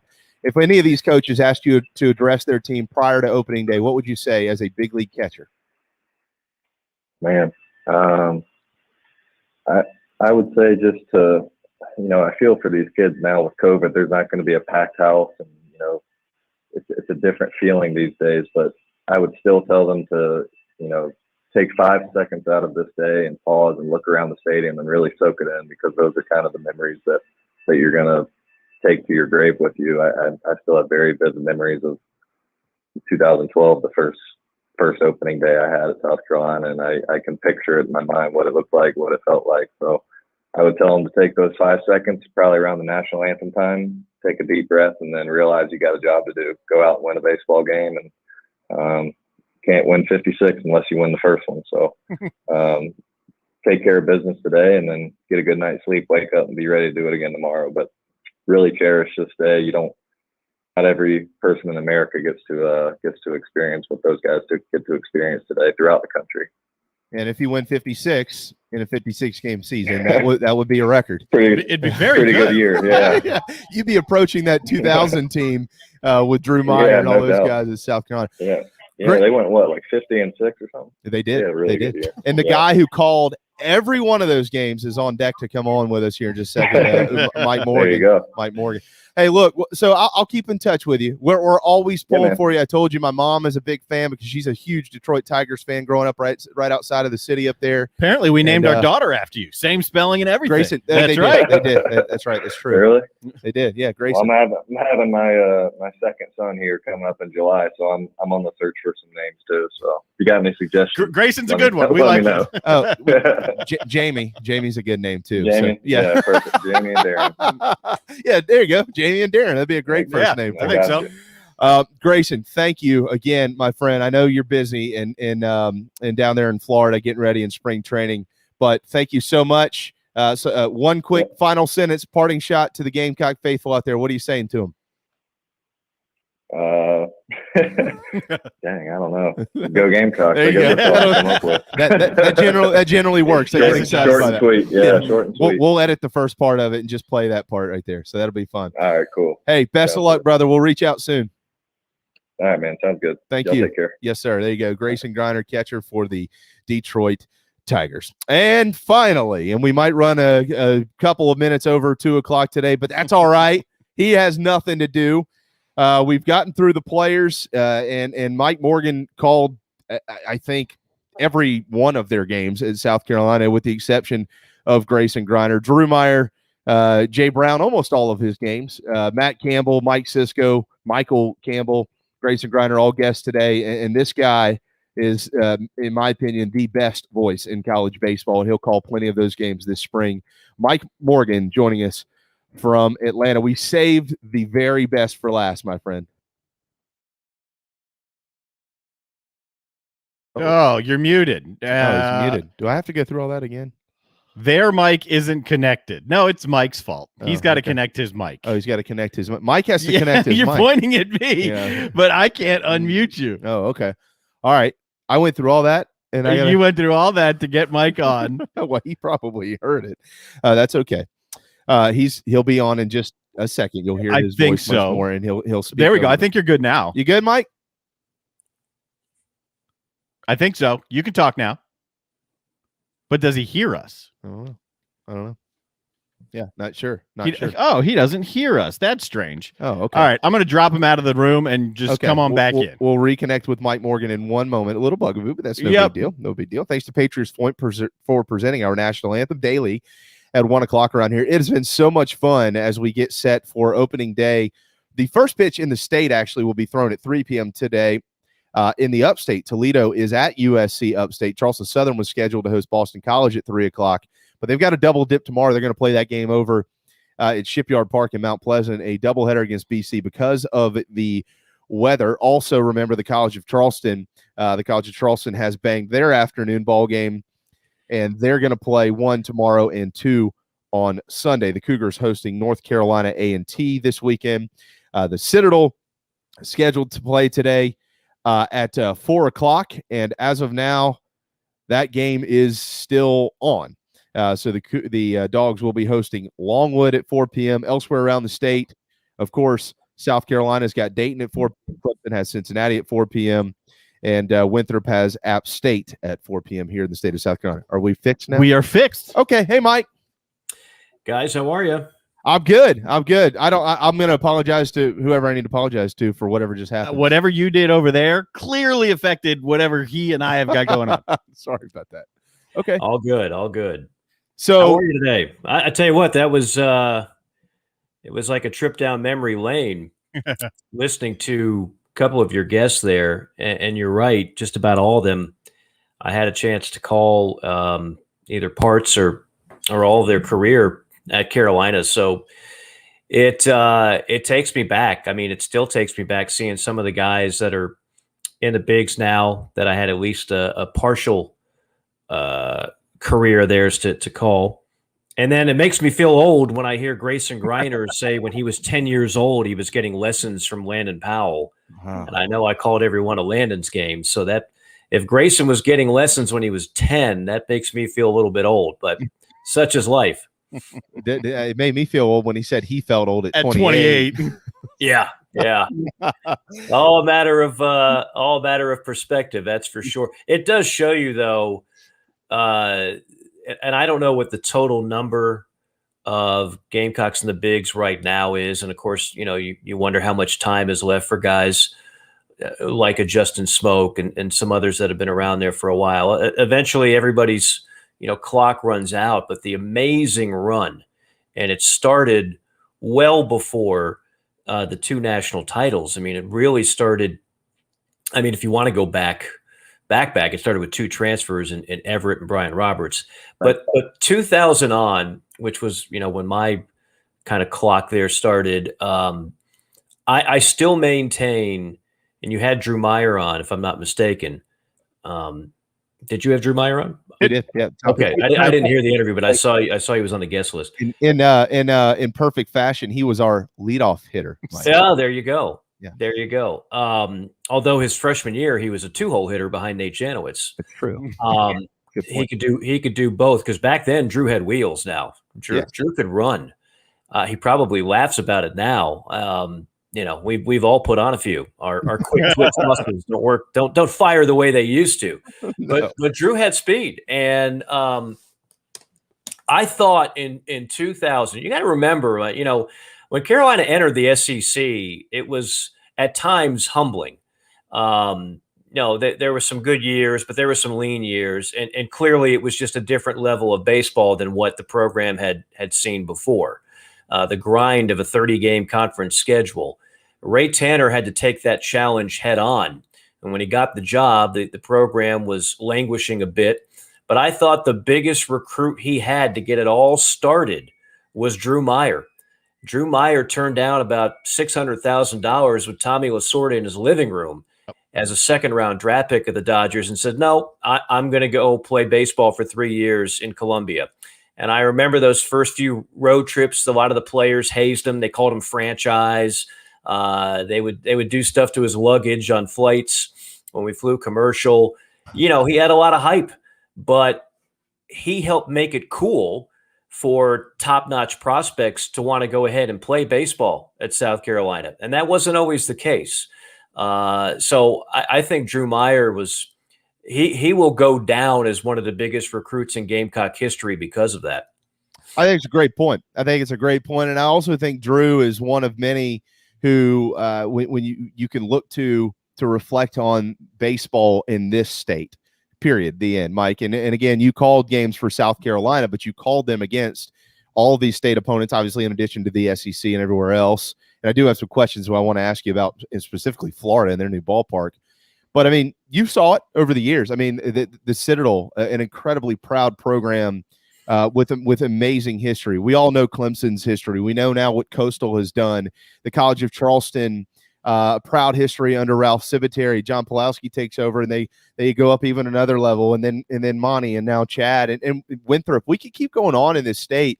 You've been to so many states. I mean, probably over half the country calling baseball games. How do you compare this state to others? Well, what makes South Carolina special is I would always use the per capita number, right? Because I mean, Florida's got plenty of baseball powerhouses, and even those small schools that we don't always talk about, like a Stetson, right? Like a JU, Jacksonville, like an FAU, an FI.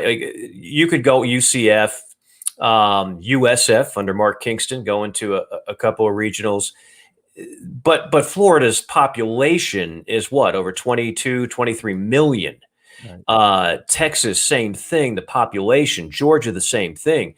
When you start talking about South Carolina, what makes it special is it's not nearly the size of those states, but it produces such good baseball. And for a while there, you could have put Carolina Clemson up with as good as any rivalry in the game. I think they need to both progress to get back to that point. Not a whole lot of people outside of the state talking about that rivalry the way they once did. There's one way to fix that. Start going back to super regionals and postseasons. But that's what always made it special to me. I mean, no matter what city I was, and I called a baseball game in virtually every ballpark in the Palmetto State, all the way back to Duncan Field in Spartanburg. Yeah, which great place. I remember doing a game there, and Jerome Peters hit a home run in 2001. Doing games in Greenville, in Charleston. I mean, everywhere in between. And obviously great clashes at Doug Kingsmore Stadium and the Sarge and the Newfield. Per capita, it's as good as it gets. I don't think that's hyperbole to say that. You mentioned that you heard all of the stories from all of these gentlemen that we've had on today. And by the way, they are gentlemen. They're just wonderful human beings at the top of the list there. And we talked a lot about the Sarge. And you mentioned, I played in Duncan Park. What a neat place. I mean, there's so many of those ballparks around the country. But you mentioned the Sarge, and I mentioned the Sarge. They've all mentioned the Sarge, and you called all those games at the Sarge. How do you describe the Sarge?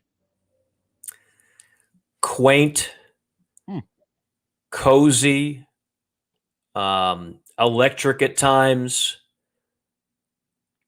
special. Yeah. It just was a unique place. And I hear that all the time from Gamecock fans to this day. And it's been a long time since Reese Havens hit the walk-off. That'd be the last moment ever at that ballpark, and I had the pleasure of calling it. And it's not a knock on the new stadium. I always point this out. Carolina had to evolve and build a new stadium. So please don't tell me that they should have just stayed at the Sarge or added more bathrooms at the Sarge. No, there had to be progress. I mean, Florida just went through this, right, with their park. Other schools have had to. LSU. I mean, heck, they won 5 national titles at Alex Box Stadium, but it was becoming a relic, and they needed to update things. So South Carolina had to do that to keep up with the Joneses. And I love the new park that they built, but there's always going to be something special about the Sarge.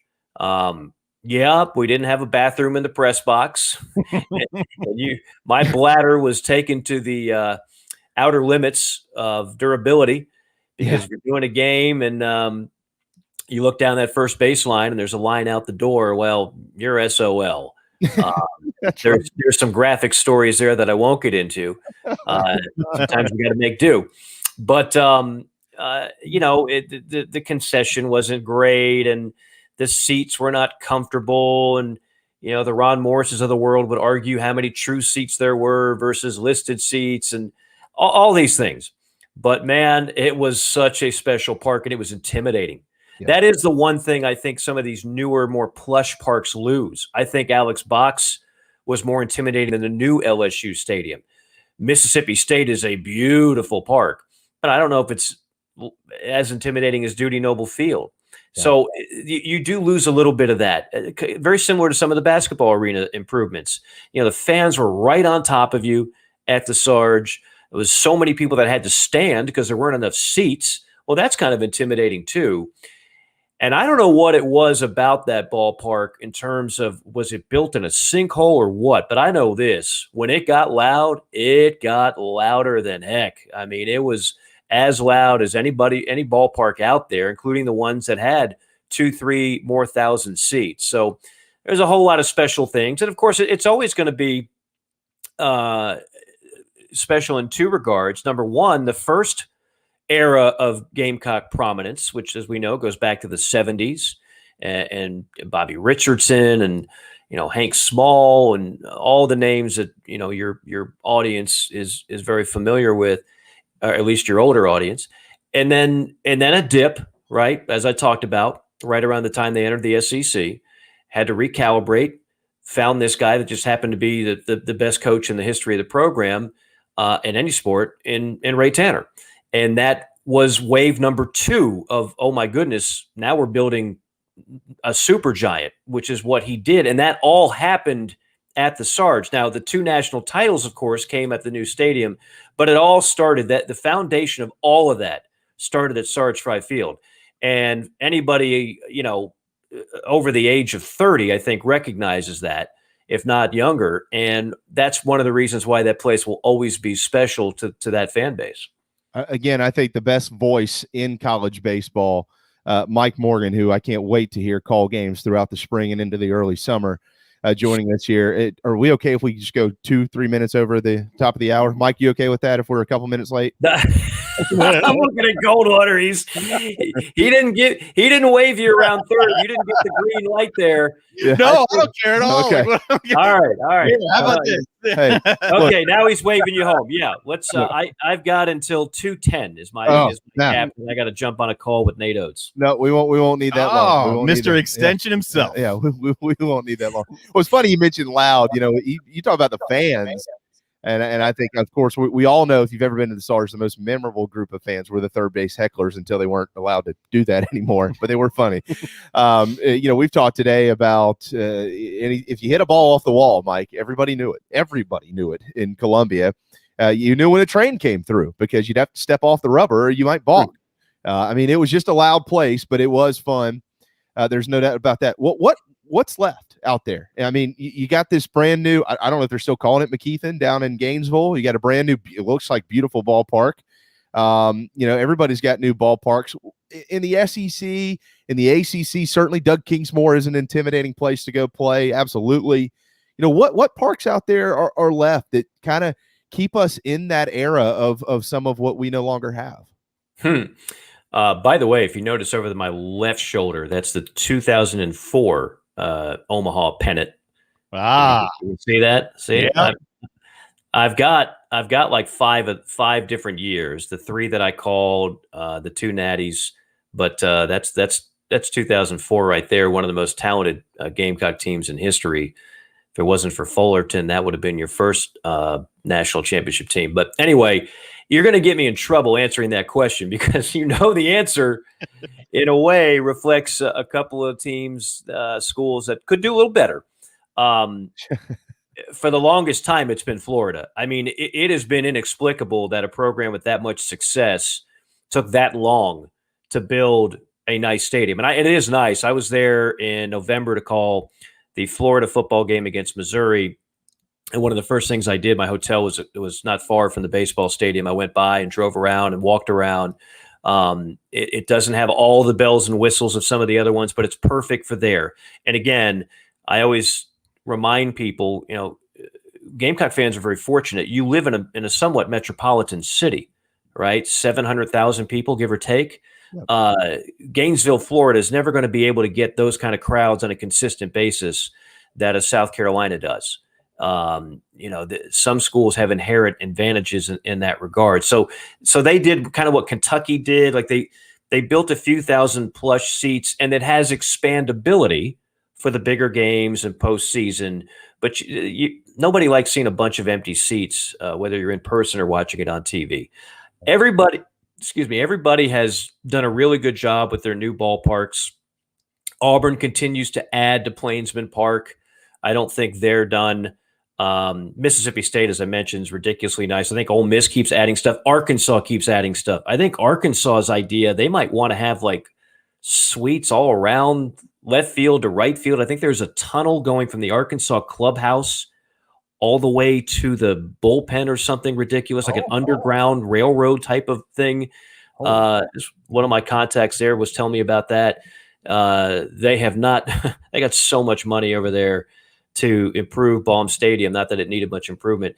Missouri, I think, is still catching up. If we're going to be brutally honest, they are still catching up to the rest of the league. Missouri came in and they did not have SEC-like baseball facilities. I think they're hoping that a Max Scherzer or one of their prominent alums with a lot of money cuts a check. I think Missouri deserves that. I'd love to see Missouri be able to upgrade that. Vanderbilt has done some tweaks in here and there. Again, because it's a smaller school, they're not going to get 5,000 a game, so they're not going to build that big of a stadium. But I think they're still looking to improve here and there. I know that the bowels of the stadium where the players spend most of their time, they've done a terrific job there with Tim Corbin and company. But I think just about everybody has improved dramatically. So when I first started doing the games in 2000, there was 3 or 4 parks that were really nice, and the rest were pretty average in the SEC. Now, almost everyone in the SEC would get a plus or plus plus grade, if you will, to use a scouting term. They've all pumped a bunch of money into their baseball facilities. Yeah, you mentioned Arkansas. I know a bunch of guys who played there who say that was their favorite place to go play. Just the atmosphere reminded them of the Sarge. They're right on top of the dugouts. The fans are, and it's loud. Really. Well, they get people, again, it's not just Fayetteville. People say, what, Fayetteville? Where are they? Fayetteville, Springfield? Yeah, Springdale, right? Springdale. And Bentonville. And you that little triad there, all of a sudden it goes from a small town to a pretty big city. If you just kind of incorporate all of Northwest Arkansas, and the fans come from all over. It always reminded me when I went to Arkansas, like a AAA park. I mean, they were ahead of the curve.